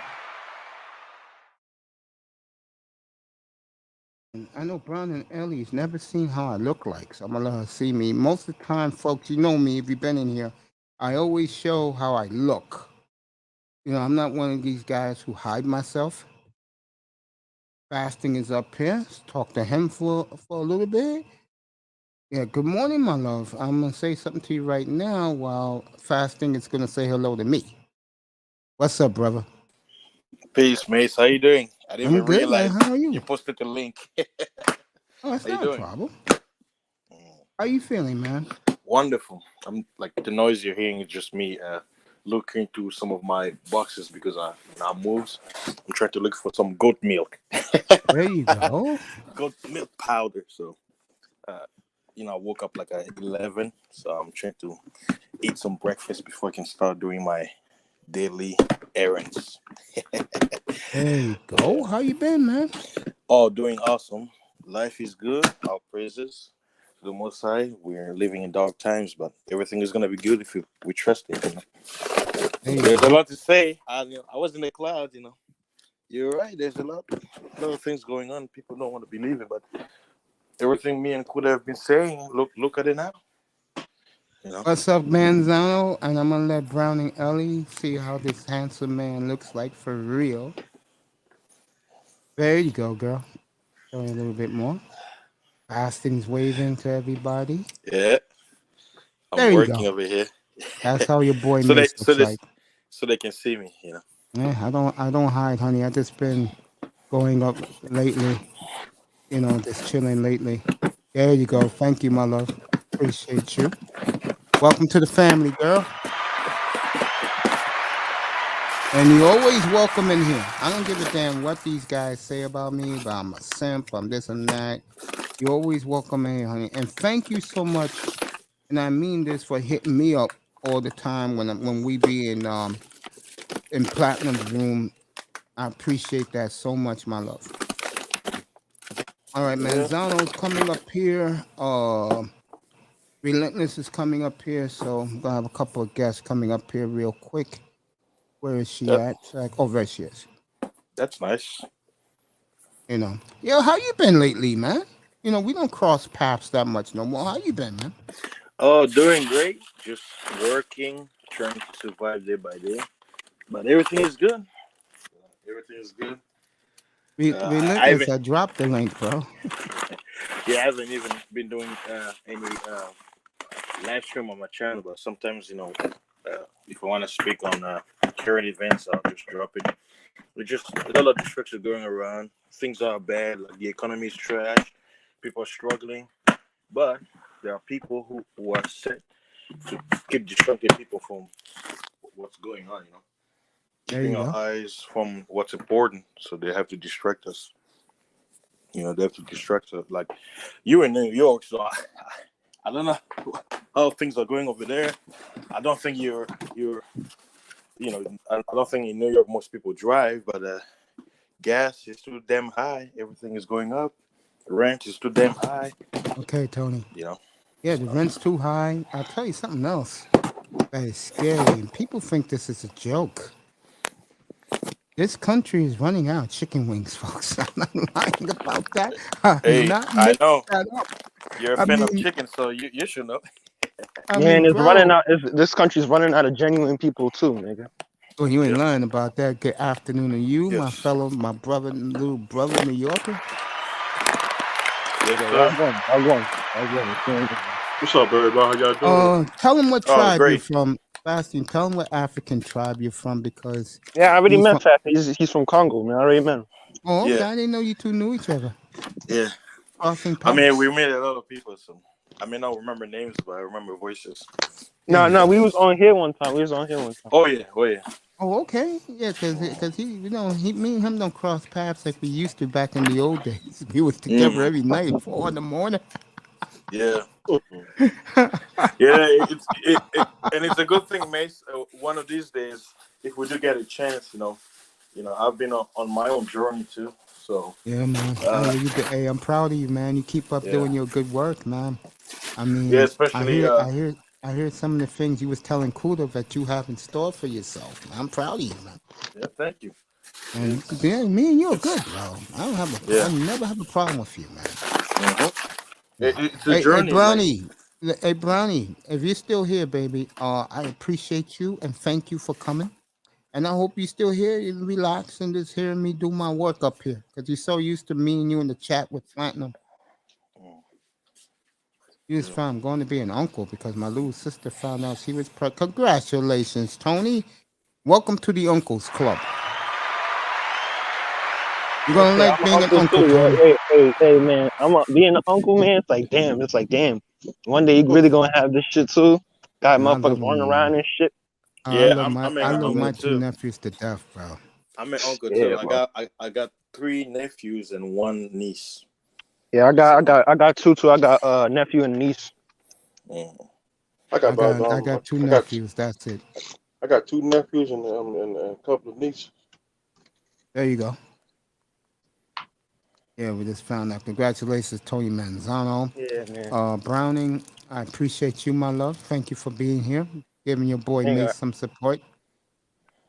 Appreciate that. Beautiful. And then Mr. Miami, he like 3 months. He like 3 months behind on his child support, man. So Mr. Miami is going to cut some grass tomorrow. His palatial estate. I'm watching the game. Grass already been cut. Okay. He gonna cut the grass at the Dolphin Stadium, nigga. Make Mr. sure it's right. Miami's Make sure it's here. right for the Tua Tagovailoa, nigga. There you go. Mr. Miami's here. Relentless is here, and special guest Fasting in Life is here. Browning Ellie said hello to her boy Mace. Really appreciate that. People in the clouds, you've been tremendous this morning. This is for you. Yeah, I remember back in the days when my mom was like a real Christian, right? Mhm. Real religious and all that, right? Mhm. So I remember sometimes we used to fast until the morning, all the way up to 7. And shit, I remember my little slick ass. I used to think I was so slick. I used to sneak in the fucking fridge and eat some shit because I was young. I didn't really understand what fasting was. Mhm. And used to go in there. Shit, my mom called me one time. Boy, oh boy, shit. She didn't play that shit. Yeah, we basically all fast. Look at the word Yeah. break fast. When you're not eating, you're fasting. So it's true. like it's part of our nature. I think it's a mechanism to create a put in our body. Look at animals. When a dog or like when I say dog, I'm talking about like wild dogs. Like when you people who watch Discovery channels and stuff like that, right? When an animal breaks a bone, do they go see a animal doctor? No. You know what they do? They go somewhere where they're away from predators or and they lay low. And then the documentary said, "Oh, 4 days later, that broken leg, it's fixed. He can run." And people watch it, but they don't even realize what it was showing you. They were showing you that the animal fasted. And the body does that. You notice when you're really, really sick and you don't want to eat, people are like, "Oh, you gotta eat." The body is saying, "We need to take care of this before you can eat anything." Because eating, when you eat, what happens is your body's energy focuses on digestion. Like your digestive system eats up a lot of your energy. So, and people who are fast, they say, "Why am I clear? I can think and I have more energy." People have like an opposite mind, like, "Oh, if you're fasting and you're not hungry, you're gonna be weak." No, it's after a long fast, then you become weak. But at the beginning, when your body's focused, you have high energy. So it's a mechanism in the body that can create a put when your body needs self-healing. You know how Hakeem Olajuwon used to break his fast? Like he was barely eating during the playoffs, bro. There's one time he like had a broken wrist and he lost like 20 pounds and he was still cooking dudes, bro. Yeah. And to Mace, lose you remember weight, that? I think he probably stepped off. Mace probably stepped off. Like a lot of these, like especially like these athletes who practice Islam too, like Hakeem and like Paul Pogba and all these guys, they all fast, bro. Yeah, but I say when it comes to Muslims, I say their fasting is like I call it GMO fasting because it's not really a fast. They do I'll call it intermittent fasting.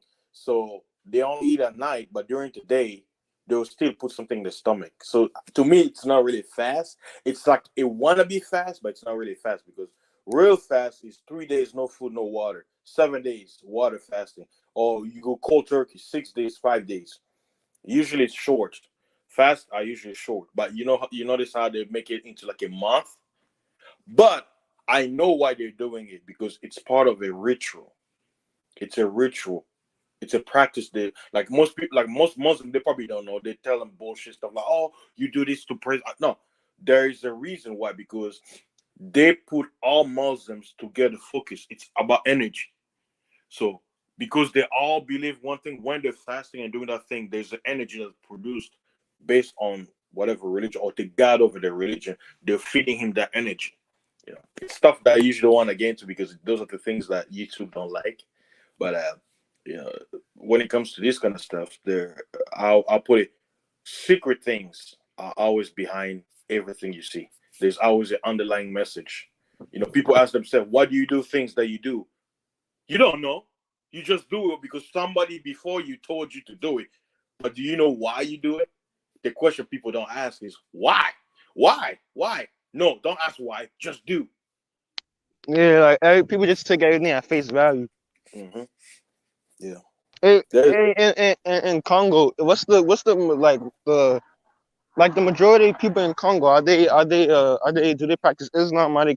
No, Islam is Islam is in a minority. Most people, 87% of Congolese people.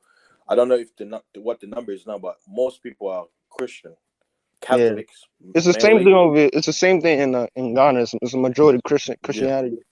But it's about to change. I'll tell you this, and it's a good thing we're touching on this topic. And I've told my siblings and people that I know, and talking with some people who are working just like me. All religions will close their doors. It's over. But I'm saying it now. People won't see it. But guess what? All these churches, all these religions, they're gonna close doors. Why? The spell that's closing people's eyes, they're gonna remove the veil from their eyes, and they'll tell them, we led you astray. Everything we told you was a lie. The same guy who told you that he's the bad guy, he was our Lord. He was the guy that. This is what's gonna happen. There's gonna be a lot, especially Christians. Like Christians are gonna be too, because other religions they know, right? But like I say, even the people who want to worship the Creator, they're gonna be caught up in the fire, right? Because they thought what they told them was the truth. But like I said, it's all part of the game. Why? Because when they do that, they're gonna be, well, there's nothing else. So what are you gonna do? What's the saying? If you can beat them, what's the saying? If you can beat them, join them, right? So you're gonna have a lot of people gonna join the dark side. When I say dark side, I don't mean because I'm dark. When I say dark side, I'll talk about when it comes to the knowledge. It's the dark knowledge side. Hey, fasting, man. You hear me? Yes, I hear you. Hey, you watch soccer? Yeah, I watch soccer. But I mean, I used to, but how should I put this? I've ascended from all when it comes to sports and everything. I know what big it game is. today, man. Big game today. You know what I'm saying? Yeah, it was Real Madrid and Liverpool. But I'm not gonna watch it, because I put it this way. I say there are more important things in my life than sports. All of it is gonna be like, this is a sports channel. It's good to talk about it, but I'll say for me in my private life, none of those things matter anymore. Why? Because it's like my philosophy is like it's over. it's all collapsing anyway. So it's like I'm just cruising to life. I'm like, oh, okay, I know about those things, but it doesn't faze me no more. But for some people, they need it, right? So I wish real much. I prefer since Zidane is no longer the coach, I want Liverpool to win. Nah, bro. If Liverpool win, you're not gonna hear the end of it. Those fans, they too arrogant, man. I don't want them to win, man. You know why I want it? Because Zidane, me being a proud African, Zidane made the team. He won how many trophies? He won 2 or 3. So. You mean like Champions League? He won like 3 Champions League. He won 3. Yeah, so being in Africa, I'm being kind of like I'm using some privileges. I'm like, hey, since my brother ain't in that position no more, I want them to lose. I want them to lose. Let the British take it. Let the British take it. Oh, fasting. Yeah. Manzano wants you to answer his question. Let's see. Was it Anthony? He said. I think the countries that have the big Muslim Republic. Yes. Now the thing is, before Christianity came to Africa, Islam came first, and like I say, when Congo wakes up from Europe, because Congo is the center, all the other nations in Africa they're gonna wake up. The thing is, Islam was imposed on us. It's not like how now they say, oh, Islam is the religion of peace. What peace when you were, doing crimes against humanity? You were doing the worst of things on women, children, and men. And then, centuries later, because you brainwashed their children, now you can call it the religion of peace. You're amazed. Tony's backstage. Oh, okay, yeah, okay, he's backstage, yeah. So, yeah, all them religions, especially Islam in North, above the Sahara and Eastern Africa, yeah, it was all imposed by force over centuries. My ancestors, the reason why we we left Sudan was because of Muslims, because of Islam. So Oh when shit, I you heard from Sudan, bro? my ancestors, because I always tell people we always migrated within Africa. You leave one place, you go to another. So once upon a time, my ancestors they were in Libya, then they migrated to Sudan, and then they were coming back down. They You went ever up heard there. of the island Seychelles? What Seychelles? Yeah, Seychelles. Yeah. Yeah, like I think my great great grandmother's from Seychelles. And you know how like Ghana and Seychelles, like a lot of like the like during like the slavery times, a lot of Seychelles like Ghanaians went to Seychelles. Yeah. So I got like some small percentage of like Seychelles in me. But Yeah. I haven't been there before, so I don't really know. Yeah. This See, is an honest question. I hope I'm not getting information incorrect, but is there a big a Jewish community in Africa, like in No. like in those No. kind of, in like Kenya or the Congo and stuff like that? No, Judaism, if you want to use Judaism, it's Yeah. more mostly in Ethiopia. And when you hear that, it's not. It's more from a political standpoint. You have a few communities in Ethiopia who were Jewish, but no, the two larger religion in Africa is Catholic and Islam. Now, the third is gonna be like non-denominational churches, mostly from America, like Baptist, Methodist. I was gonna ask Yeah. if is there a big voodoo following in the big, and is that more in the Eastern African countries like voodoo? Voodoo is everywhere. Voodoo You is said everywhere. voodoo? Yeah, I know in Benin. I know in Benin they got a big voodoo shit. They be doing that shit over there. Yeah, watch this, right? Look, I'm gonna break it down to you. The word voodoo is Like witchcraft? no. Voodoo is from the French word vaudor. Vaudor in English is the golden calves in the Bible. I'll let you guys talk for a little while. When Aaron, right? If you're reading the book of Exodus, I'm using the Bible narrative. The Israelites left Egypt. They got to Mount Sinai. Moses goes to get the 10 Commandments. While it takes days, the Israel says, "Let us make a new God," right? And they build what? Two golden calves. Mm-hmm. So the word in French for golden calves is vaudor. Or is gold. Vo is calf. So the term voodoo is where like it evolved, is what the European were classifying when it comes to certain African spirituality. But in the context of voodoo is our religion, because all religions worship the golden calf.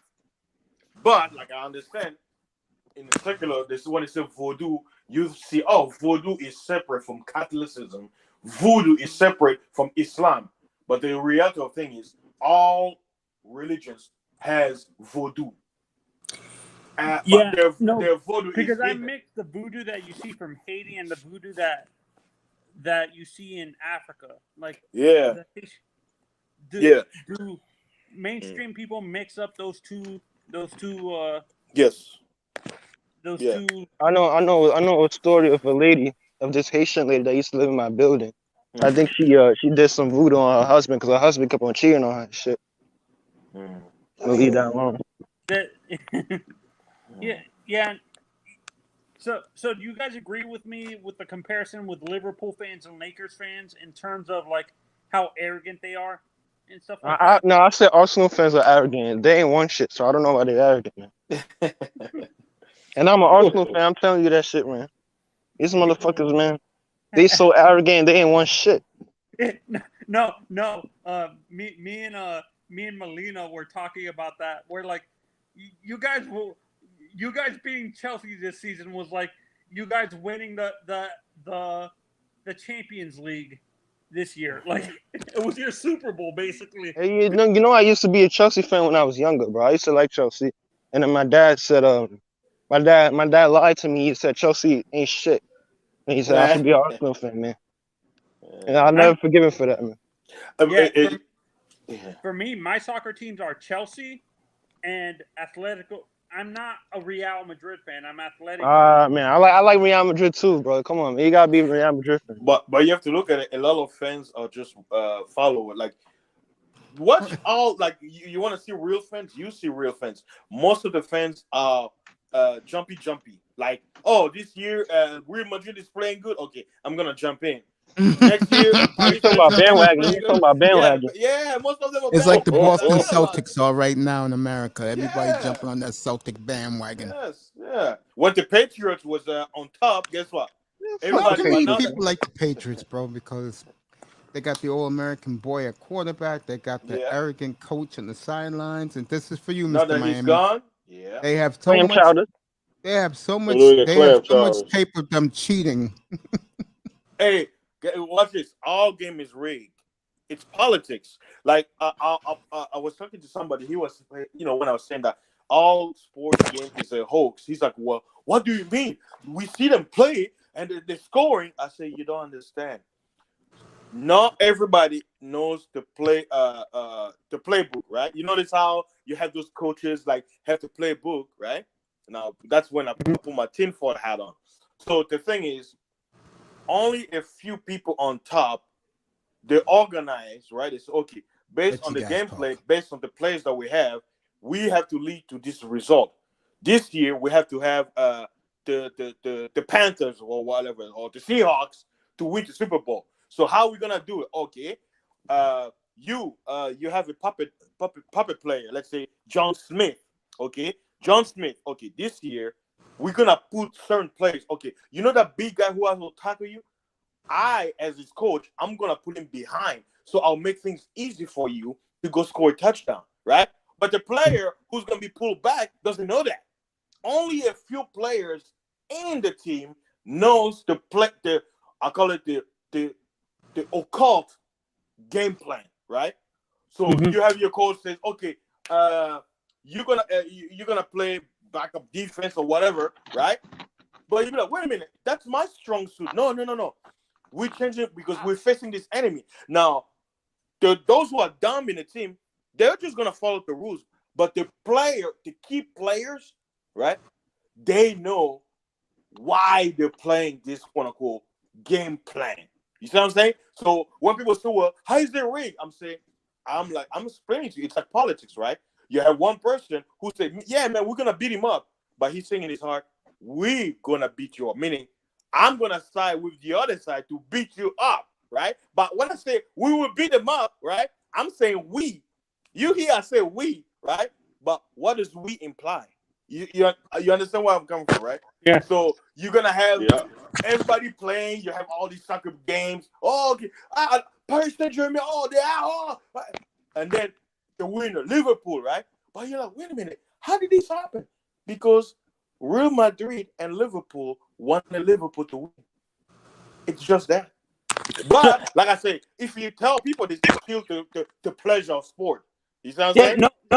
No. But what you're saying is, I don't. Do you think it's gonna be made worse with legalized gambling, or do you actually think?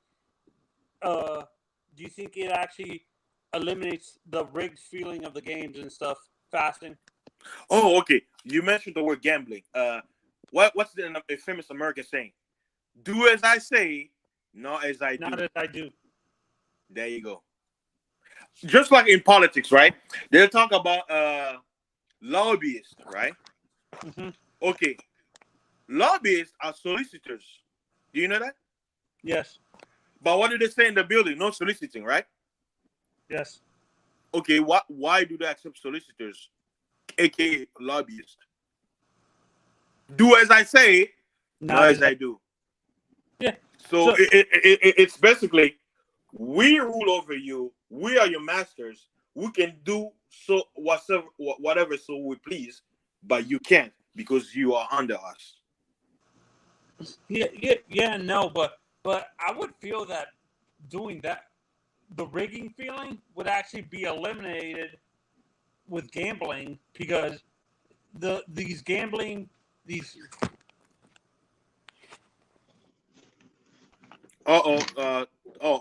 The gambling got him. The gambling got him. He'll come back. I think it probably had either someone called him or he had a Wi-Fi connection.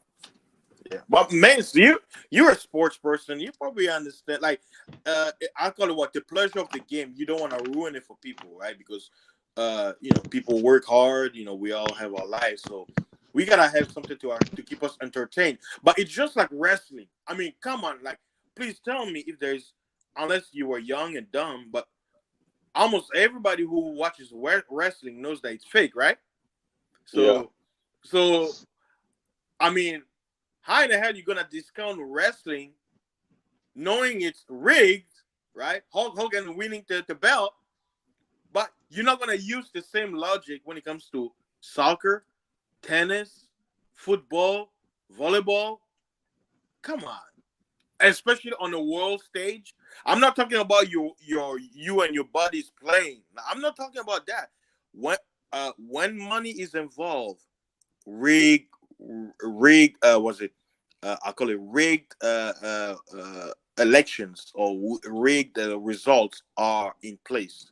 Don't let anyone fool you, because when it comes to money, people die, and there's no way they're not gonna allow you fellow fans pleasure or wishes to come to pass against their money. It's never gonna happen. We're gonna take your money from the drinks. We're gonna get the money from the tickets. We're gonna get the money from the VIP seats. We're gonna get the money from the gambling. But guess what? We may decide who is the winner, not you. But like I say, you don't want to kill the fantasy. Yeah, and it's funny that, we have fantasy football. Which one is the real fantasy? The Patriot versus the Eagles, or the fantasy Patriot versus the Eagles? Which one is the fantasy? You see why people play fantasy football say, "Oh, I'm like, football is the fantasy football." But like I say, you cannot kill people's pleasure. That's the whole point. And they know this. They know this. Just like in Rome gladiators, right? If they want Spartacus to win, some senator will come and say, "Hey, Spartacus, I'm gonna give you this and this. You have the upper hand, but guess what? You have to put your sword down. Allow Spartacus to win, or Maximus or whatever." It's politics. Even a movie, people who sing Gladiator. You notice there was some politics going around, right? Remember the guy with the leopards, where the king said, "Kill him," right? But he's like, "I'm not gonna play your games." And then people say, "What? Maximus, the merciful," and people loved him more. And the king got pissed because he's like, "I gave you a command to kill him," right? Because it's politics. And he said, "I'm not playing that game. You want me to kill him? I ain't killing him." So even glimpses of politics, everything it's part of the web, right? But like I say, we have to talk. Mace has to talk about this one because it's a sports channel. This is what people want to hear, and you have to speak on it. But if people want to hear, though, the truth is, that's all I say. The truth is too bitter for people to swallow. Everybody loves sugar, but nobody loves bitter. Bitter. I don't taste nothing. Nobody wants that. People want the sugar. They want the ice cream. They want the cookies. They want the vanilla. They don't want the real truth. The real truth is bitter. Just imagine people saying that, "Oh, the picture. Check this out. Speaking about rig game. What was what's his name? The brother, right? The jersey is orange. They won the Super Bowl. The same year that he's winning the Super Bowl, he's retiring. What was his name again? They're brothers. Manny? No, not Manny. Something. The one brother played. The white dude. Peyton Manning? Yeah, the one who won the. Did you guys even watch that game? How they were fumbling on purpose just to make him look good? Yeah, I've seen that game. Yeah. Watch this. Hey, everybody listening, I'm about to break your heart.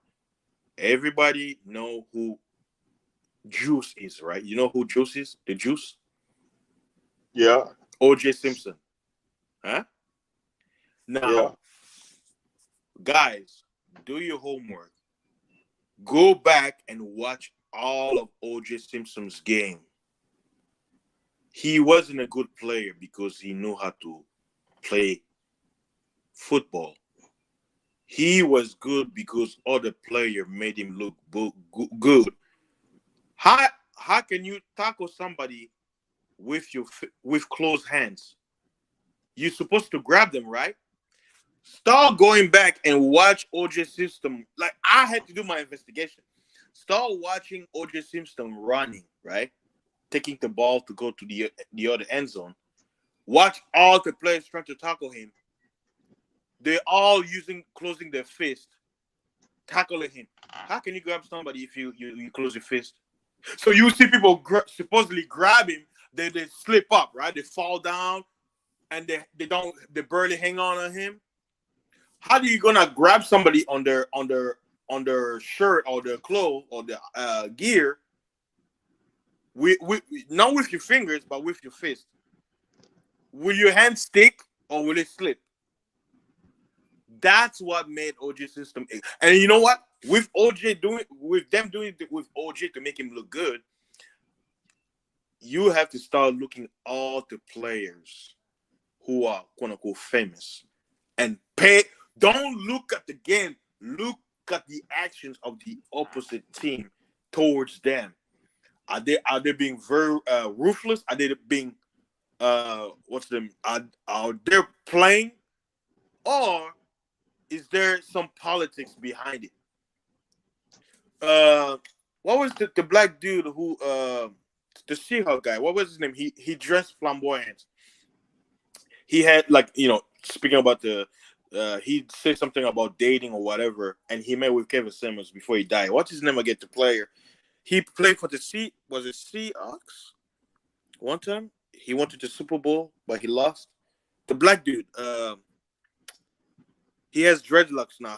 Sometimes he wears like a beach boy. Like he'll dress like flamboyant, and he'll have a purse. What's his name again? The quarterback. He's the quarterback. I think he's he's in the Patriots now. Is it Richard Sherman? No, not him. Recently he switched team.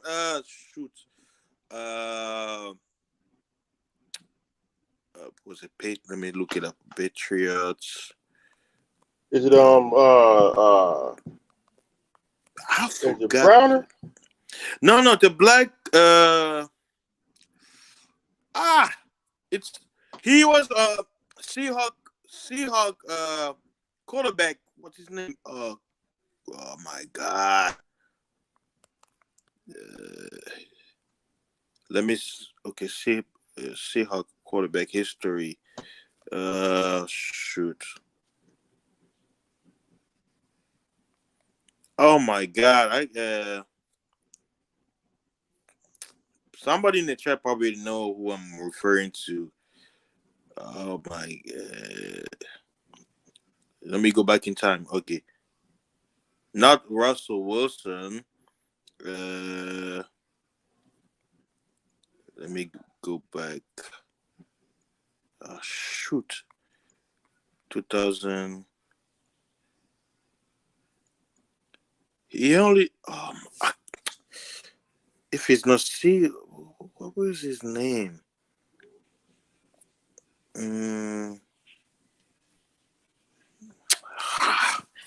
I forgot.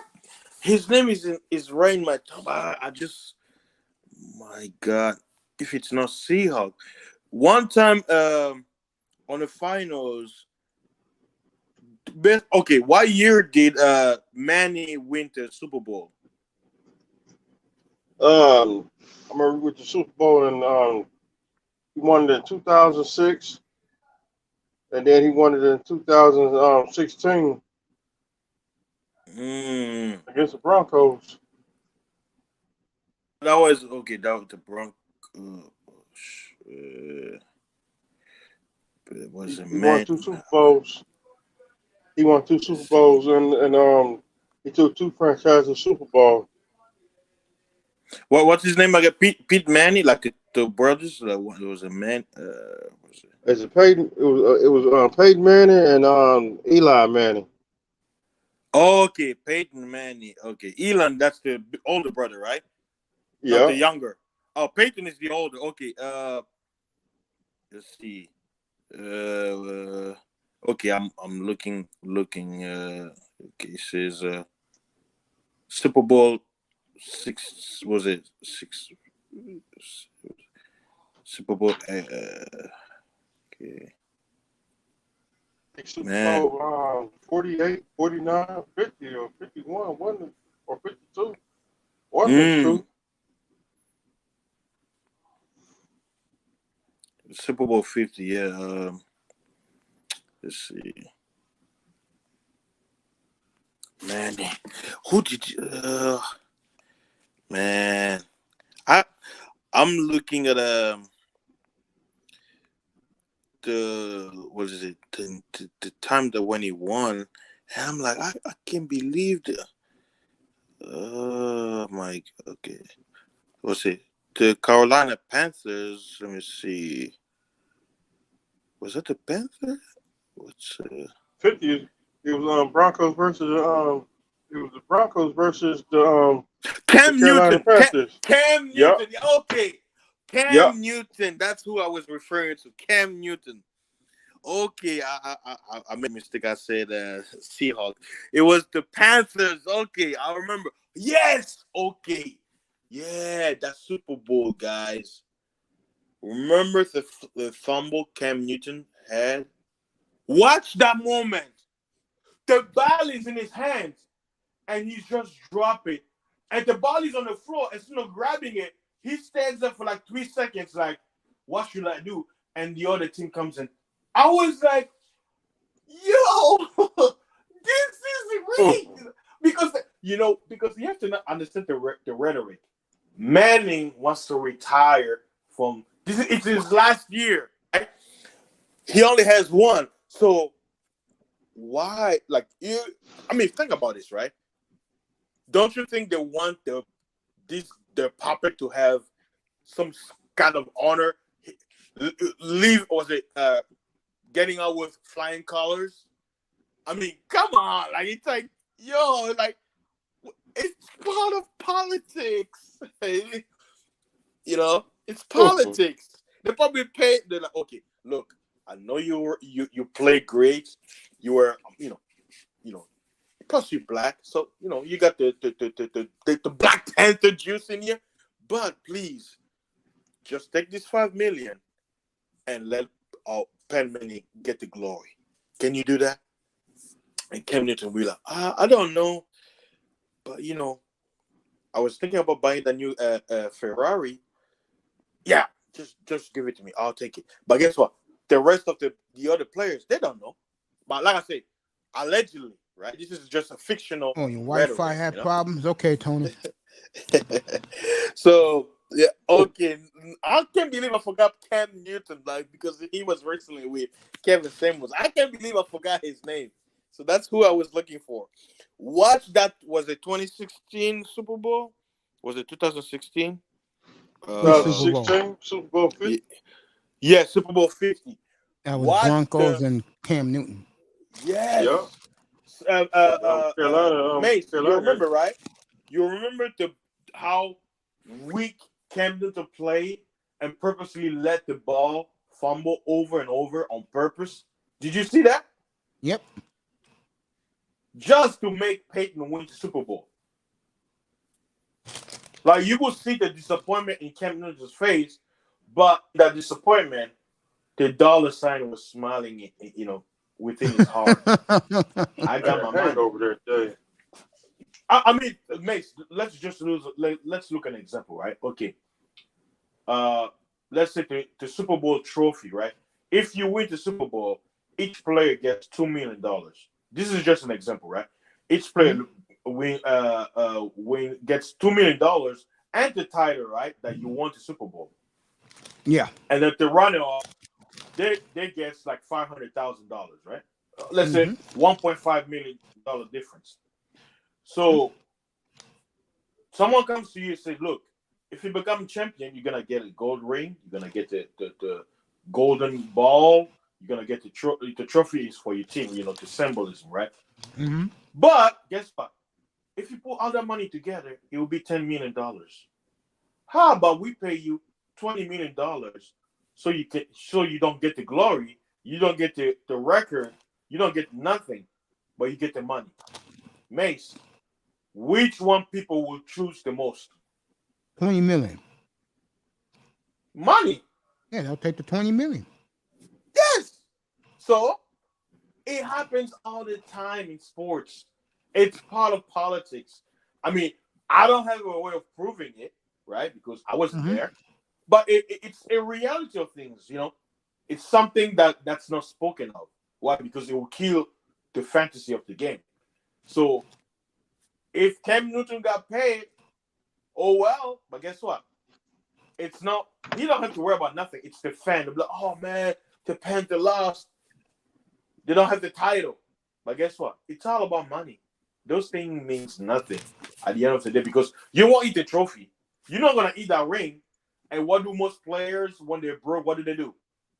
What do? They sell what? Their rings. They sell them. Yes. It And means they never nothing. do. Like Andre Rising, he threw a Super Bowl ring in the water. The one he won with the Packers, right? Yeah. He was stupid. He should have kept that ring. Yeah. That must be rusty by now. And That's it a makes ball- sometimes I think about it, right? Okay, you're getting $2 million a year. How can you finish $2 million a year when, with my lifestyle, I can live up to 20 years without ever working for anybody ever again and You ain't still be lying. good for 20 years? Look, the money that I make per year to live off of, with my life, with my current life now, if I had to have that million, right, divided by 20 years, I could, because I don't have a job, right? I'm getting free money from that $20 million. I can do anything, but with my yearly budget, if I had a job, I would live like this for 20 years without having any extra at the end, with just that. But you have these people who are getting in a year, and in less than 3 months, 4 months, money gone. And you're like, what? How many Ferraris do you buy? Because I know a Ferrari will be like $250,000, right? So you're going to buy 4 Ferraris, and your money gone like that. You're going to eat the Ferraris? You're going to pay rent with the Ferraris? You're like, why? You can't do the speed bump on the road. You can't even drive it. I just don't understand. But when it comes to those kind of money things, it's also politics. Not always those players, because I know their sponsors, like those cars, usually they don't buy it. Like they give it to them to have it just, to show. It's like publicity. Oh, so and so drive a Ferrari, but they probably don't buy it. They're probably renting it. There's a lot of things that goes on, but I look at myself, I'm like, man, if I was getting that much money, you know what I'll do? If let's say I'm in America, right, and I'm a millionaire player, you know what I'll do? I'll live in Mexico, because $1 in Mexico is 20 pesos. So if I'm getting like $100 million in America, times 20 in Mexico, I'm a billionaire over there. Yeah. And the lifestyle is cheaper. Yeah.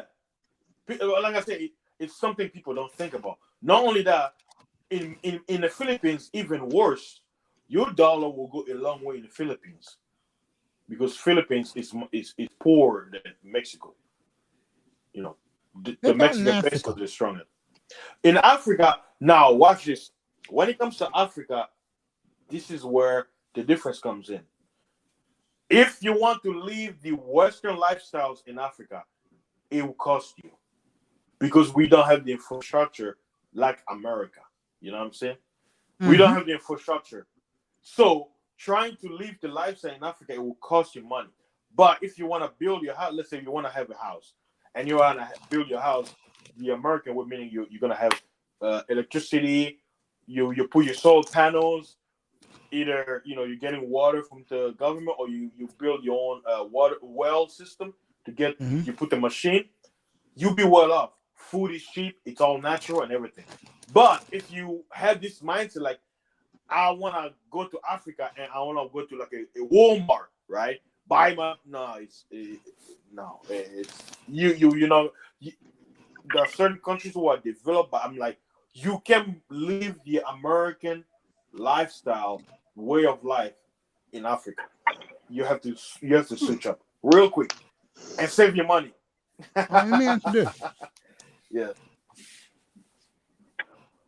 I know Ghana's too Americanized. But let's say I wanted to go to, let's say, Uganda. About how much American money I should take? Well, I would say I'll use me as an example. Every time I go back home, pocket money, $2,000, it's too little. And when I go back, I come back empty-handed. I come back with $0, all money gone.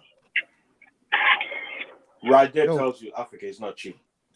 So if I went to Uganda for, let's say, 10 days, 5K would be good? 5 to 10K? 5K will be way more because you're only going there for a short time. Now, the thing is, because you don't know anybody there, 5K is too much money. You're probably not going to use not even 20% of it, not even 15% of it, because it's too much money. Now, if you're going to find a place to stay like a hotel, so let's say you're going to be there 10 days. If your hotel costs you from $80 to $100, that's already $1,000 right there. You see what I'm saying? Yeah. And then you're going to look at transportation. If you're going to get a taxi like locals, or you're going to be getting I don't know if they have Uber system over there yet, but that's probably something you could talk to O'Shea, because he's over there, and other people who are over there in Uganda. But what I can say is, what will cost you money will be the hotel, transportation, and what else? Like if you want to pay money for, like, if you want to go to touristic sites or something. But food, everything else will be cheaper. If you want to eat, like local foods. Now, if you want to eat Western food, that's what it's going to cost you, because it will be the same price here, probably more. If you want to eat McDonald's, it's not going to be cheaper. I'm not doing no McDonald's. I like to cook my own food. Yeah. Or if you find some local lady cooking you African food, that would be nice. But who knows? Maybe one day I may bring you along to come to Congo, even though they don't speak English over there. But you'll have a great time. You just will need the money for the hotel, so we can book it for you. That way you have your own place, and it'd be nice. Me, even one day I thought about, I'm like, man, it would be nice to have my own travel agency for English speakers, because Congo is a French-speaking country, where Americans, when I go there, I can be the tour guide. It would be nice. It's not gonna be easy, because it's a lot of work. You gotta have, you have to organize. You have to make sure the hotel is reserved, and not come at the last minute. The owner changed their minds and be like, oh, you know what? Somebody came and we're giving them away. I'm like, what? But we gave it the money to book. Yeah, it's true, when it comes to that's Africa, man. That's Africa. They don't respect nothing. There you go. Go ahead, Cap. Ask them when you want to talk to them. No, It's like yeah. Nice to meet you, my man. No, I was just curious, since you mentioned McDonald's. Is like, do they use like the Big ahead. Macs? Do they use the Big Macs that they use lion meat? No. What's that? Right? Oh, well, me, what is it? I can't eat leopard meat because because I'm from a royal family. That would be like eating myself. So Okay. because I'm royal blood, I can't eat a leopard, but I can take its skin because that represents me. But I can't eat its meat. They'll give it to someone else, but not me. So I can't eat leopard. It's taboo for me. Yeah. All right, let me ask this question. He just asked you in a better way. Yeah. The McDonald's over there, Mm. do they serve the same meat like they do here? No. But we don't I don't think they have a McDonald's in Kinshasa yet. But they have fast food place, but the meat is natural. There you go. That's the answer, Cap. Yes. They serve real That's meat why over it's there. also expensive. Yeah. It's real cow meat. It's not fake meat, because people have to remember McDonald's meat. You have to make sure. Okay, if we talk about the original, the one with the little seed, the wheat seed on it, that burger is not real meat. But if you get the one that says double whammy or double whammy, that's usually what I get. That's a mixture of real meat. But like I said, they always put some stuff in it. Yeah. Yeah. But the regular Mac, that's not real meat. There you can go, tell Cap. a difference when you eat it. You can tell a difference. Hey, you know what? It could be dog meat. Who knows? American love dogs. I'm gonna leave that alone. The meat quality. Yeah, I used to work there, bro. The meat quality is crazy. They put sugar on it just to make it turn brown. I'm gonna leave that alone. Yeah. And the reason why I buy my 100%, I mean, I'm exaggerating a little bit, my 90% black Angus beef here. Yeah, you can do 75-25, Chuck. Yeah. I do not be doing the dog and cat scene. That's cool, man. I mean, that's wrong. That's wrong. I don't eat Chinese. I don't eat Chinese food no more. There you go. You learned your lesson. Yeah. I ain't ate Chinese food in 30 years. I stopped eating. Yeah. No, you're right, because all of it is fake, man. Like, I'll put it this way, me, especially when I truck, like if I run out of my own cooked meal, I have no choice but to, you know what I usually get when I go to any restaurants? Chicken. You wanna know why I get chicken? Because they have to cook it. But you know the difference between chicken meat and beef patty? Mm-hmm. They don't have to get it from the fridge. It's already either warmed up or microwaved. Mm-hmm. So chicken, like, because was it the salmonella or whatever? So chicken is a very sensitive meat, meaning you have to cook it fresh. Well, I'm going to say something to you, and you're going to think I'm crazy. I think this is going to be the turning point of Africa this decade, bro. You know why? Because the Africans have been growing their own meat, and America's dying because, especially meat lovers like me, because they're running out of meat. And people are not listening, but it is real. And in the future, say another year or two, maybe 3, everybody is going to be going to Africa for meat and dairy products. And that's going to make Africa, it's going to be a big boom for the continent. Would you agree with that, Fasty? Oh, Mace, you're speaking like a prophet, because we already know it's going to happen. The Bible says so. What we're witnessing was already prophesied by many African prophets. They say there's one from Congo. His name is Simon Kimbangu. He gave a prophecy 100 years ago, which was last year. 100 years, 1921. He said the black man will become white and the white man will become black. So he used his hands, right? You know, your palm is lighter skin than the dark side. So he said everything is going to flip over. And he said, I'm giving European people 100 years for ruling over the whole world. After that 100 years, the power will start to diminish and it will be our turn. And he says, the diaspora, or people who are scattered, they're going to be the leaders and they're going to come back home. You know what's funny? That was 100 years ago. You know what's funny? On a serious note, something that's told me when I was in the hospital those weeks, bro, something just told me, you know what, Mace? You're better off going home. You're better off taking what you do here and take it over there and start from scratch and go somewhere where it'll be a challenge. It was in my mind. It kept telling me that. And then I started hearing about Ghana and the Gambia. And I'm like saying, I'm not going to those places. Too many Americans and Caribbeans there. It's like going to another United States. I want to go somewhere where 85, 90% of the people are natives.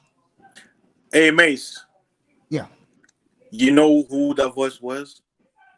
Who? We call him in my country, we call him Tatanzambi Yamazulu, which means the Heavenly Father of the heavens, the Creator. He lives in Congo. That's where you're from, bro. Really? Majority of African Americans are from the Congo. When they say West Africa, look at the map of Africa. The West is not Ghana. The West is not just Senegal. Do they know that Congo is also in the West? Do they know that Gabon is also in the West? Do they know that South Africa is also in the West? Because if you look at it, yes, it's South Africa, but guess what? On the East Coast, on the West Coast, right, by the Atlantic Ocean, guess what's in the west border of Africa? South Africa. So when you say West Africa, it's not just a block, because that's what everybody looked at. It's the whole West, from the tip of Morocco going all the way down to South Africa. But the majority of quote unquote slaves who were brought to the Americas came from the Congo.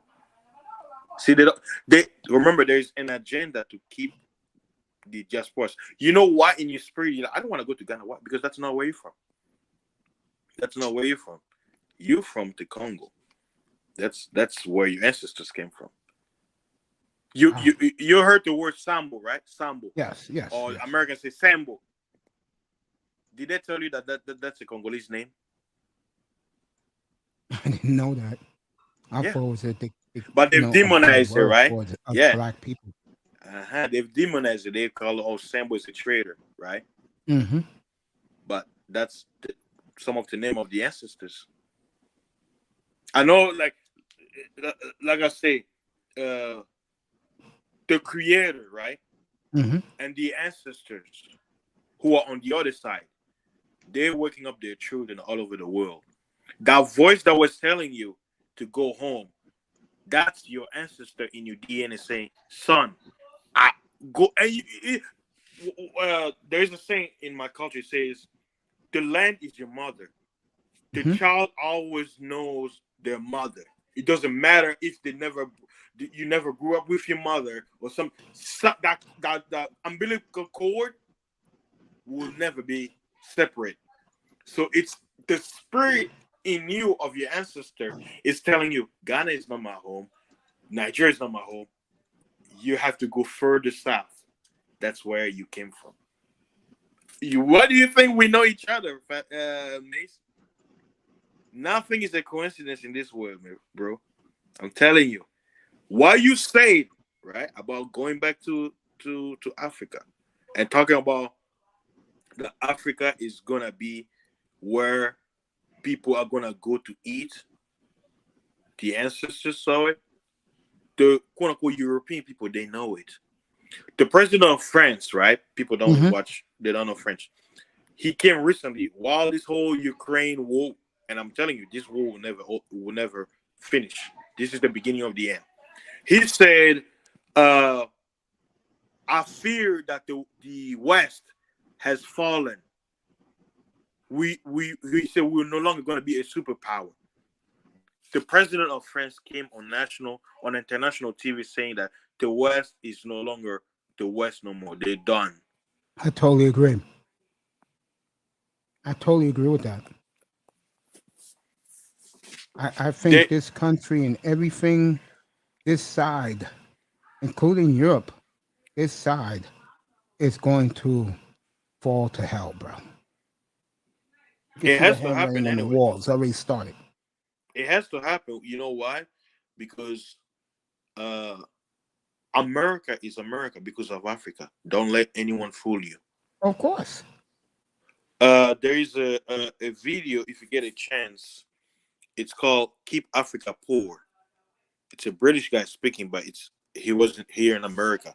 He said, "If we allow the Africans to be independent and develop, we won't survive. We'll go hungry. So we have to keep them poor, and we have to keep making them blame themselves, saying that we're not doing enough. But it's us who are making sure that Africa stays like this. And it's not just the West. China, everybody is against Africa. Africa is by itself.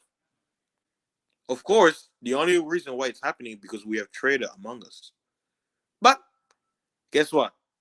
Everything that has a beginning must end. And a new beginning must begin anyway. It's inevitable. Yep. Yeah, I agree with that. It's gonna happen, Mace. I'm It's gonna telling you. happen. Yeah. If you believe it's to see the motherland, guess what? The Most High will allow you to see it, so you can feel your mother. When it gets midnight here in the East Coast, United States, I always said good evening to the rest of our country, and I always say good morning to the motherland in South Africa and all throughout Africa. I say they're getting up to go to work this morning over there, while people are going to sleep here or sleeping. Yes. Yeah, And always. a lot of our people are dying because of Western politics. Mace, do you know that in Congo, we've had over 20 million people, men, women, and children, who have died of a genocide that the whole world has kept silent. More people have died in Congo in less than 25 years. You take World War One and World War II combined, but nobody talks about it. Do you know why? Because if they talked about it, then guess what? They will show their hands, because they are the guilt. They're the ones killing people. You never heard about that, right? That over 20 million, or usually they'll say, oh, 10, they say King Leopold during colonization killed 10 million Congolese people. No. Since 1997, over 20 million Congolese people have died, and the world is silent. But watch this. In Ukraine, less than 4,000 people die fighting Russia. We need to support them. Billions of dollars are being sent over there. Of course. But 20 million quote-unquote monkeys, niggas, dead, who cares? They're 1/5 of a man anyway. Sad, man. But see, you know, that's what I always say. The real pro-black conversation, nobody wants to talk about. The whole world is silent. And that's why I tell people, do you hear Ghana talk about the 20 million Congolese people who have died? Nope. There you go. Everybody is that's silent. something I didn't know until right now. Yeah. Because people, I don't talk about it on my channel because, you know, I do that in other parts. But the thing is, we know our brothers and sisters are dying. We're doing our best to fight, revolt, speak about it. But guess what? They have to suppress all the information. Why? Because, and that's why, you know, they say what? When something is about to boil over and you keep putting the cover, what will happen? And blow up? Aha. The blowing up season is coming now. Everybody's like, I'll give an example. I'll tell you right now. John McCain was sending his wife to the Congo, where they tell every citizen, don't go there. It's a red zone. Blood, right? Danger, danger. His wife was over there dressed like a simple old lady. And guess what? Women and children are dying over there in the East. Guess what? Did he go over there and help them? No. He went there for their money. Obama was talking about Congo when he was senator, becomes president. He stays silent. Got Why? all about it. Because they say, shut your mouth. This is where we get our money. Don't speak about it. Right? So There is a conspiracy that's been going on about the Congo. Why? Because the Congo is the promised land. Congo is the land that the Christian call the land of the promised land, the land of milk and honey. Huh? Right? Mm-hmm. Watch this, Mace. People are looking to the Middle East to say that that's where Jesus was born, but that's a lie. Jesus was born in the Congo. There's a passage in the Old Testament, right? It says Abraham was in Egypt, right? And it says Abraham in Genesis 13. It says Abraham and his wife and his family and everybody, everything he had, and his nephew Lot got up from Egypt and went south. And while going south, the Most High, the Creator, showed him a land that's fertile, right? The land of Canaan. No, Mace, you're not stupid. Take the map of Africa. Look where the Egypt is, right? Because I'm using their own map because that's the map they gave us, right? If you're Abraham living in Egypt and you migrate, you leave Egypt, you leave Cairo, going south, and you go into a place where the land is fertile, the land is green, there's animals, there's waters, rivers, everything. From Egypt, where are you gonna go to find that place? Central Africa. So let me ask you this: if Abraham went to Central Africa to find the promised land, and he's the ancestors of King David and of Jesus, where was Jesus born? Africa.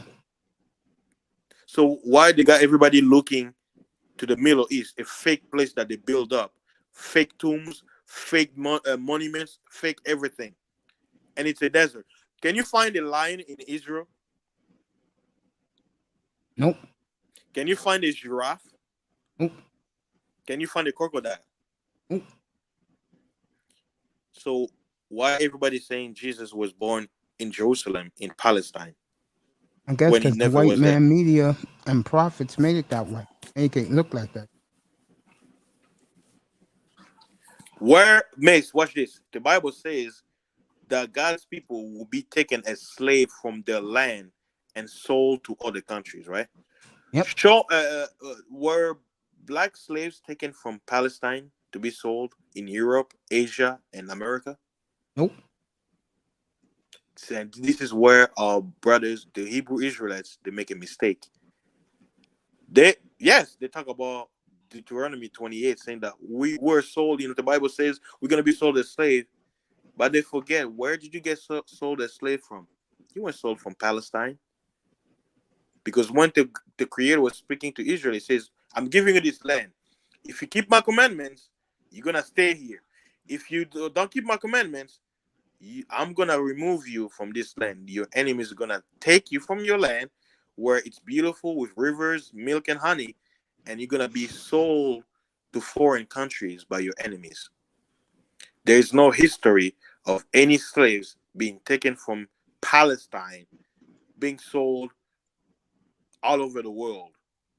There's no history record about it. But guess what? There's a historical record about a people being taken as slave from where?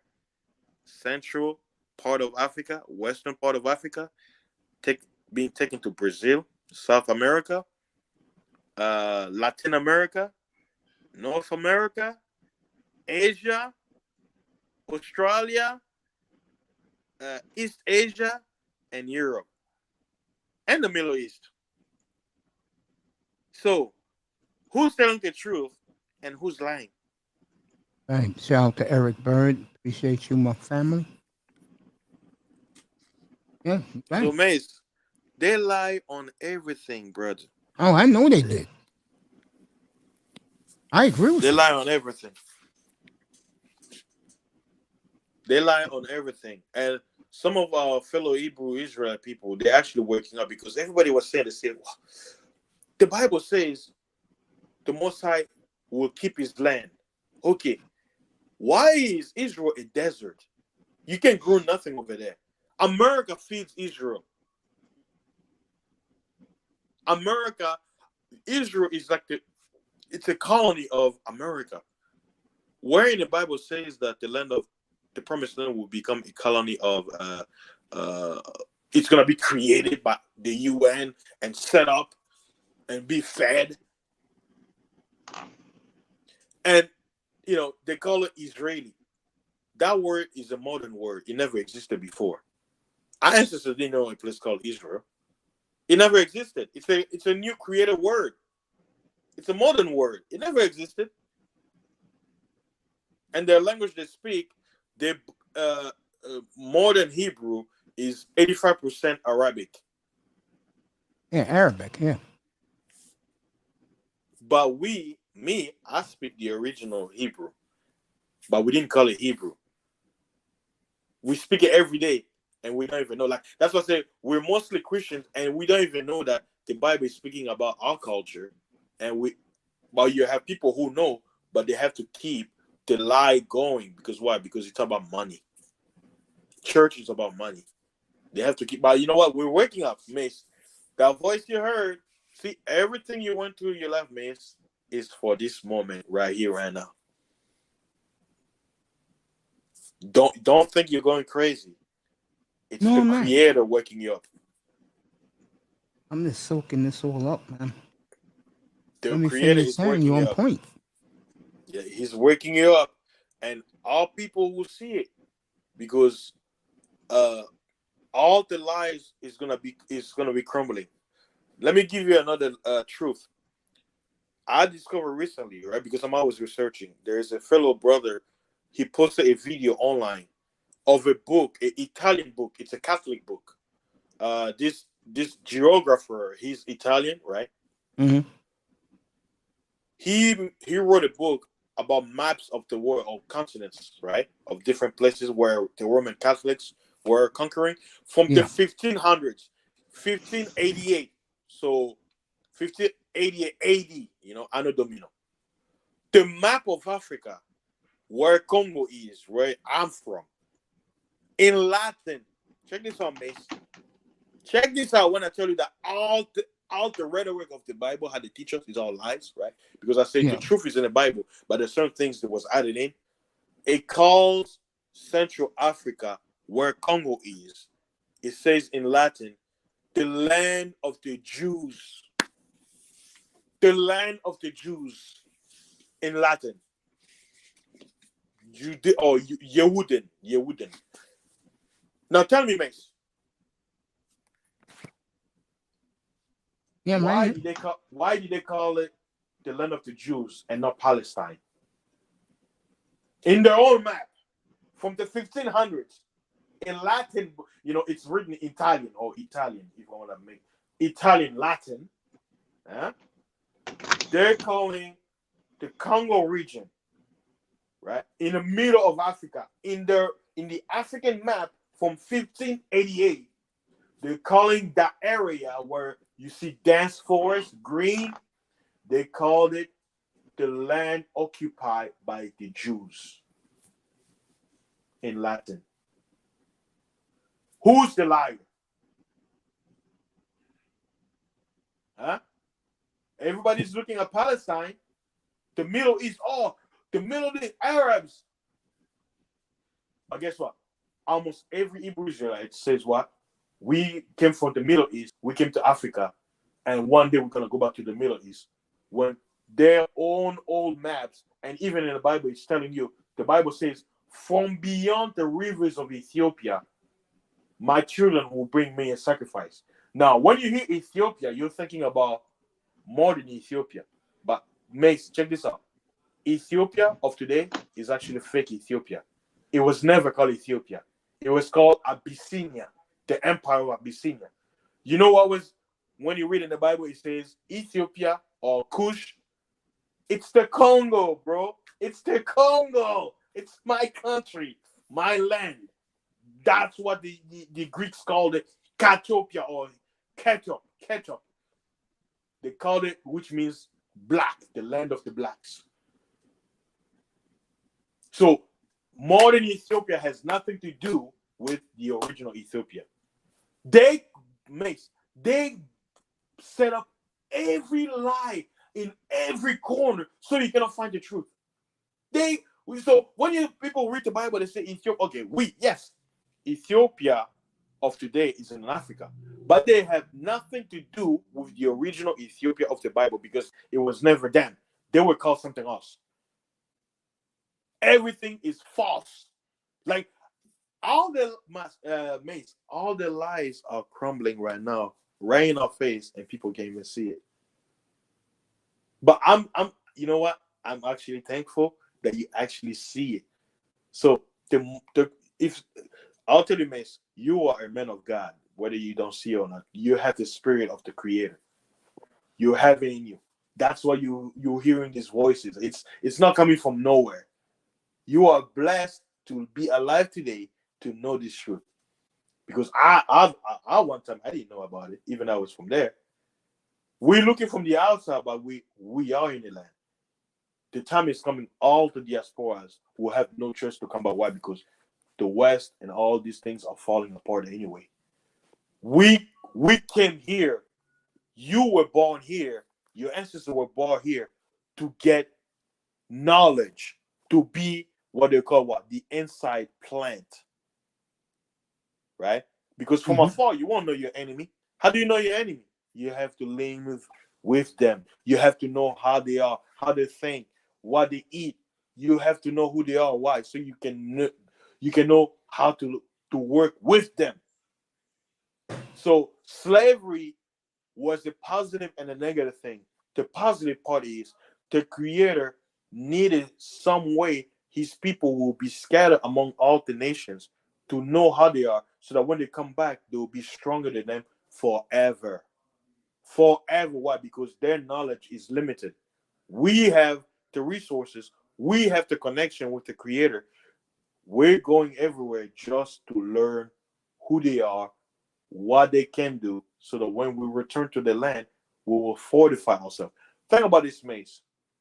The knowledge that Black Americans have, right? And I'm talking about the good ones, because many of them they're going to fall off anyway. And that's a fact. Many of our people, whether here in America or overseas or back home, a lot of them are lost.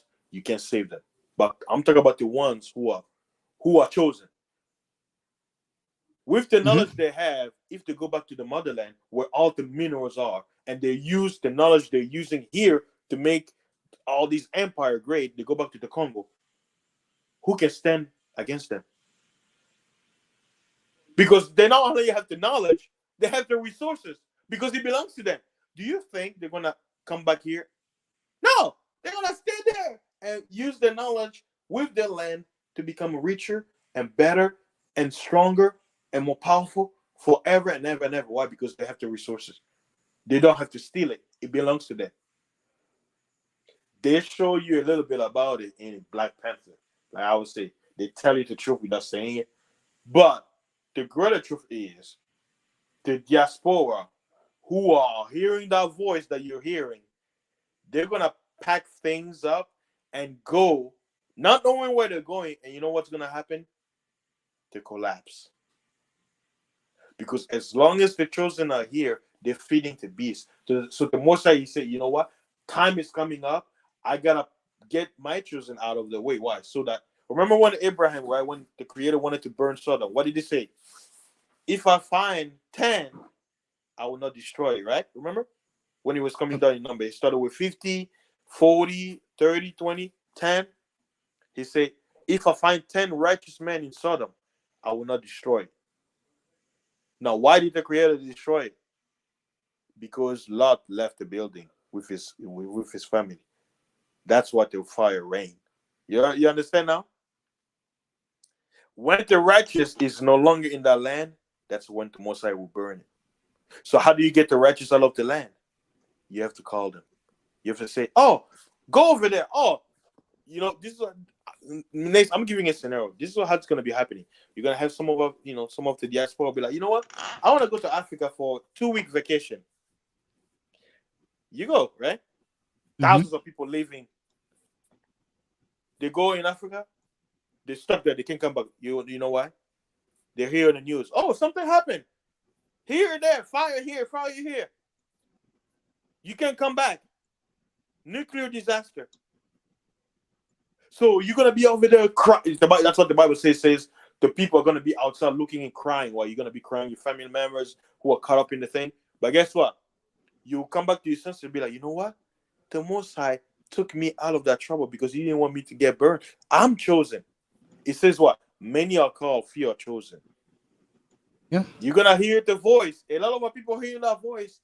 Go, go, go. But like, Africa, it's a shithole. Africa, it's dirty. They'll never rise. It's poor. Yep, that's what I used to hear. But you know what? And I'm not joking. What's up, Akuma? Good afternoon to you, brother. I used to think, how the hell is Africa as bad as UNICEF used to show it here? When they have gold, diamonds, they had also people who was educated, people who did everyday living. And I'm supposed to believe that Africa is a dying continent? When Africa feeds the whole world. Mm-hmm. But you know what, man? If you count everything that they have stolen all these centuries from Africa, in the Most High's eyes, it's only a scratch. There's no amount of stealing they can do in Africa that Africa will be depleted. But you notice everywhere else that they've gone to steal, it's depleted, right? They say, oh, you can't find this resource no more. But Africa, it's like, it's a never stop stealing. You know why? Because the land of Africa keeps producing. It always give. Yeah. Do you know that sand gives birth to sand? Do you know that? Do you know that rocks give birth to rocks? Yeah. Everything on this earth multiplies. Everything. I totally agree. So it doesn't matter how many coltan they can steal, how many diamonds they can steal, how many copper they can steal, how many lithium they can steal, how many mercury they can steal, how many steel they can steal. Africa will always bring them forth. Why? Because it's the promised land. I'm going back there for a vacation in August for a month. And people be like, oh, why are you going back to the shithole? I say, yeah, you're saying it's a shithole. I'm going back to the motherland. There's no place like home, Mace. I don't care if your mom is poor. Guess what? Your mother is your mother. I don't care how dirty your father is working a dirty job. Guess what? If your father gives you $5, if your dad gives you $5 from a hard work job, guess what? Work? Yeah. That $5 is more worth than all the millions you can have in your life. I totally agree. I mean, it's good to have that teach you when you're young about what's really going on in this planet, bro. Yes. Because I think a lot of people are too up with the white man media. Mm-hmm. They listen to the white man too much. Mm-hmm. And even a white person will tell you, say, stop listening to our voices. They're lying to you. Because one thing white people have is knowledge. Our people don't want knowledge. Did you know what I'm saying? They don't want knowledge. They won't listen to me, but they'll listen to a white person giving them knowledge. Why? Because of course, the complexity we have. White Jesus. Yes. Who is the devil? And when I say devil, the image, when the Bible talks about the image of the beast, right? Who has deceived the whole world, that's that image of the so-called quote-unquote Jesus, a dead person. Christians don't even realize that they practice necromancy. They'll tell someone who conjures the dead, they say, but I'm like, when you pray on white Jesus, you're praying on a dead man. Because that dude you see in your picture, when you're praying, say, Jesus, hear my prayer, that's a dead man. So every Christian who prays to Jesus is practicing necromancy. You see how Satan has lied? He's lied to pretty much all Christians who pray to Jesus. You pray to a dead man. Because he's dead. He has nothing to do with the Messiah. Because that the dude that gave you, and they say his name is Jesus, he's a dead man. He's dead. He's bones right now. He was warm food. The worms eat him up. The bacteria ate his flesh. He's stank under 6 feet under. But they gave it to you as God to worship. So Christians practice necromancy. If you look at it from that angle, they're necromancers. But they turn around, look at a voodoo person or a medium, say, "Oh, you're doing witch. You're calling on the dead." But you're calling on a dead man, Jesus, pale face. He has nothing to do with the Messiah. But the quote unquote the same people who gave you Jesus, they know that the real Messiah was a black man. But they gave you someone else. I didn't even know that. They know. Yeah. They know that.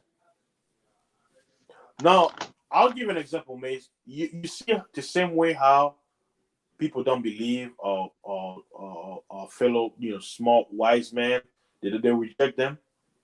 What do you think the Messiah they did to him before he died? He was left with only 12 people. He asked his disciples, says, "Are you guys also going to leave me?" They say, "Why? Where are we going to go?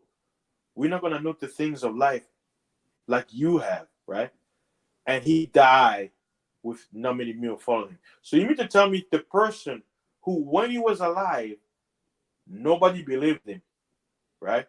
But you mean to tell me 2,000 years later, the whole world worships him? With the whole world in his time hated him? You mean to tell me that? Nah. Because if they hated him then, they will hate him now.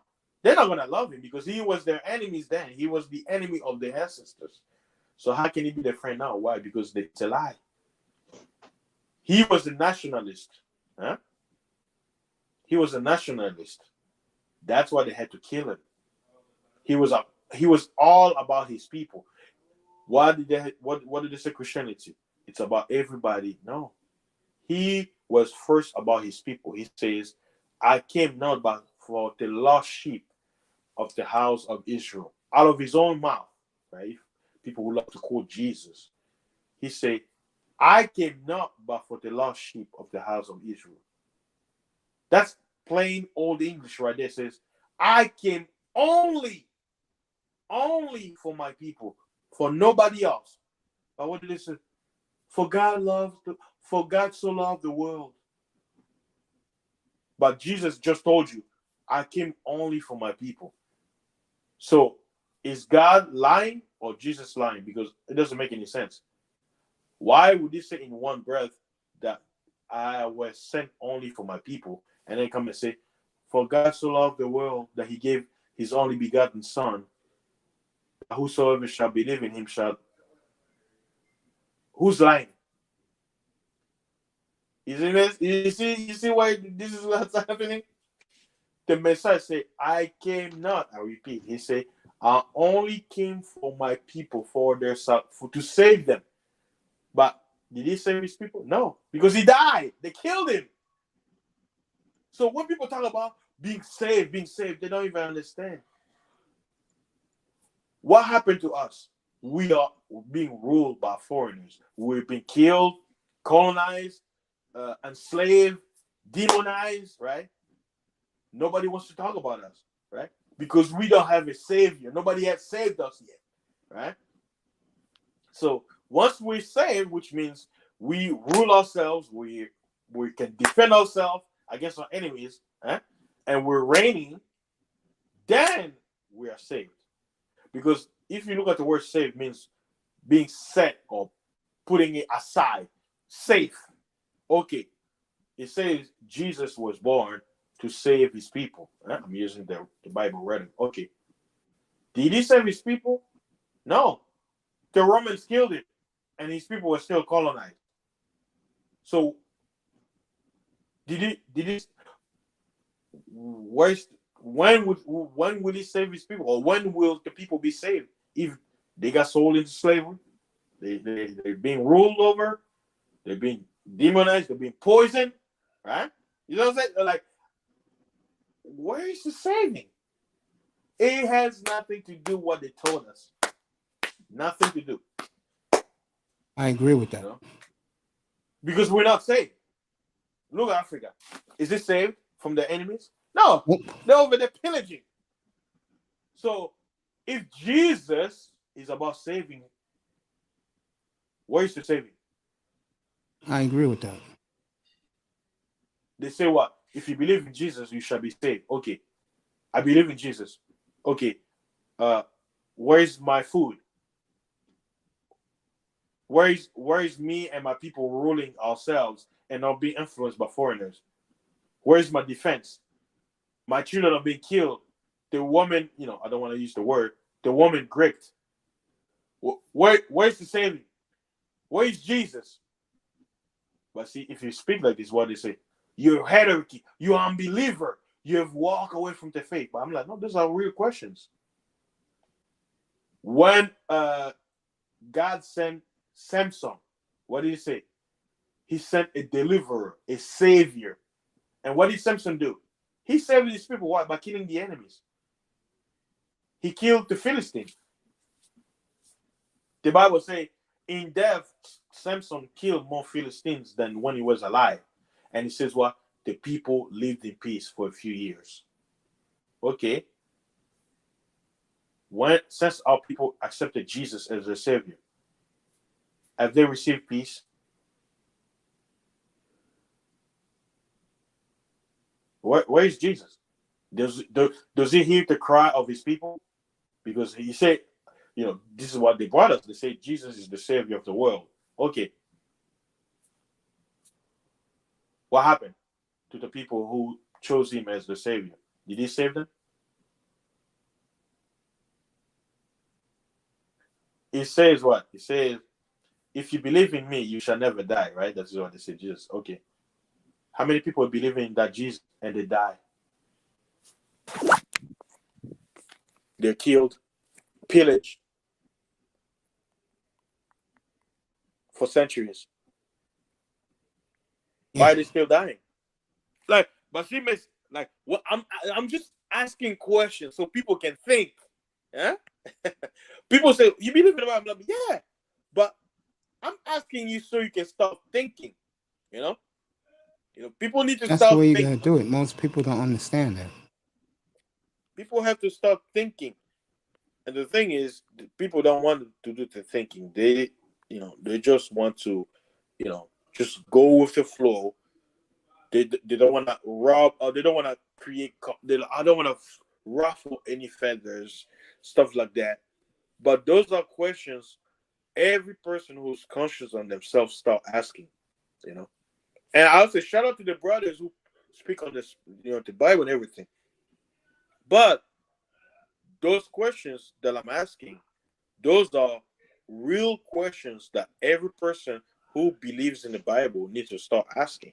Because I say, if the people who lie to us and they give us that face, which has no relation with the Bible, we need to start questioning everything they told us attached to that face.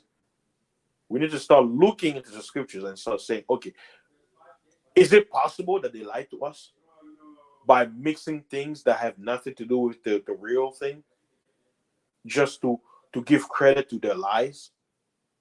And then when someone starts doing that, Mace, that's when you start hearing the voice you're hearing, bro. That voice you're hearing, bro, it's not from yourself. It's from very far away. It's so far away, but it's close to you. Why? Because it's in you.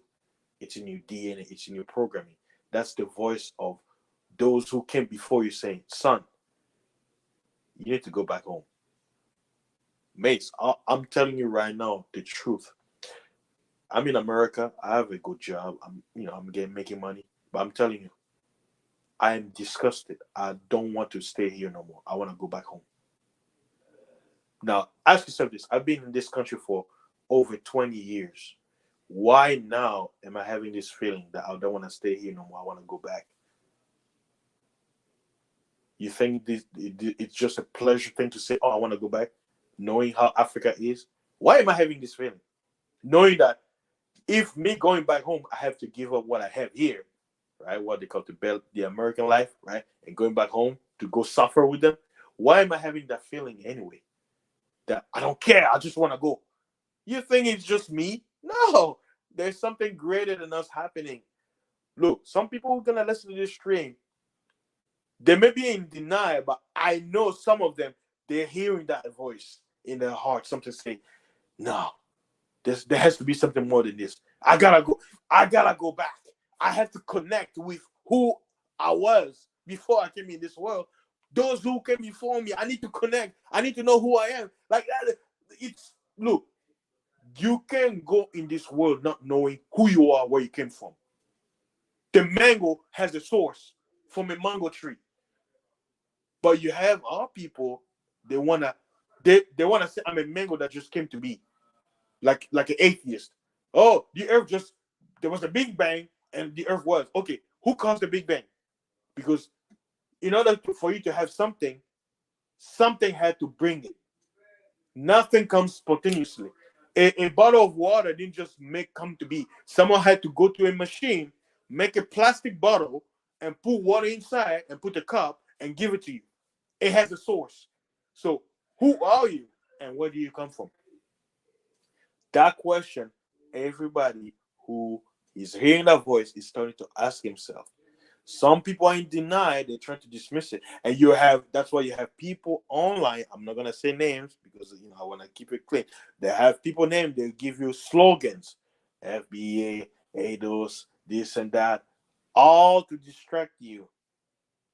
They're creating that noise. Why? Because the people who are ruling this earth, they know they're hearing that frequency because they have machines that can detect it. They're hearing that they're hearing something from beyond. It's saying, son, go back home. Know who you are. Who are you? They're like, okay, we gotta bring these people out. Oh, you were always here. You didn't go and you didn't come from nowhere.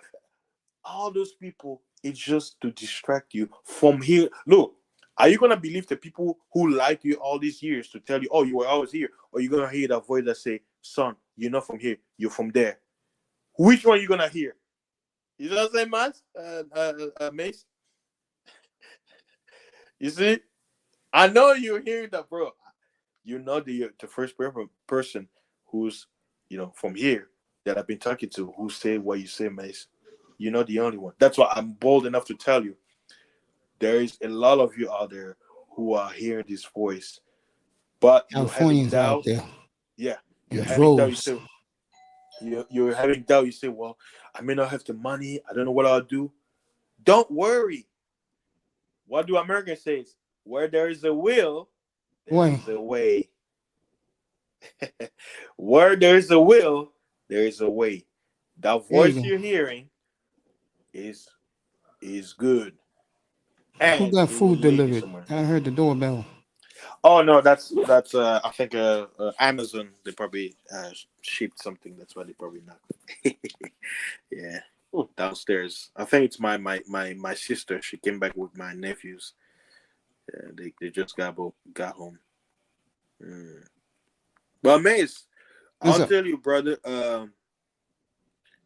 This what you're talking about. Not many people, like I said, people usually don't like this kind of conversation. But you know I'm what? just gonna, yeah. You know what's sad, bro? Especially with us blacks around the world, we just love to be lied to. It's sad, bro. Kuma, good point you just dropped in the chat room. Yeah, we just love being lied to. So sad, man.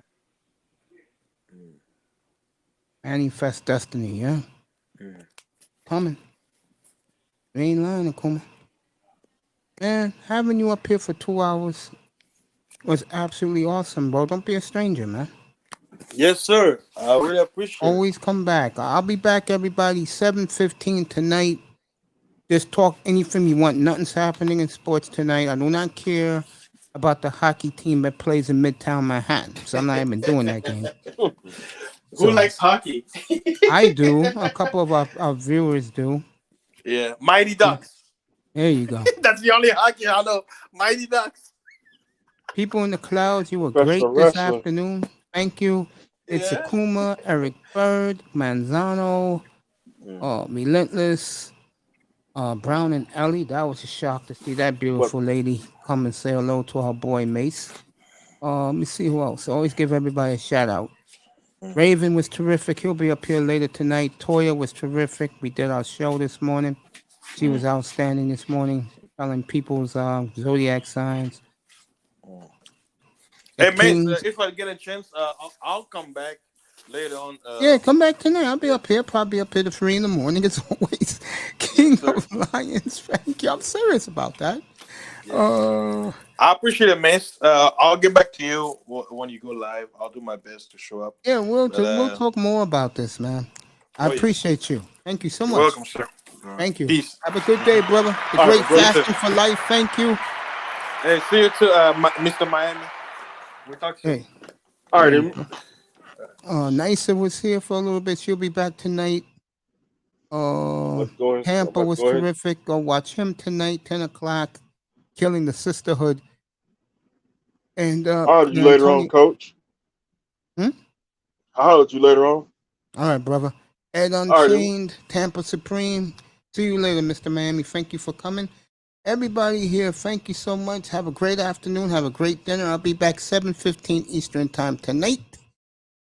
Thanks for coming, everybody. Appreciate you.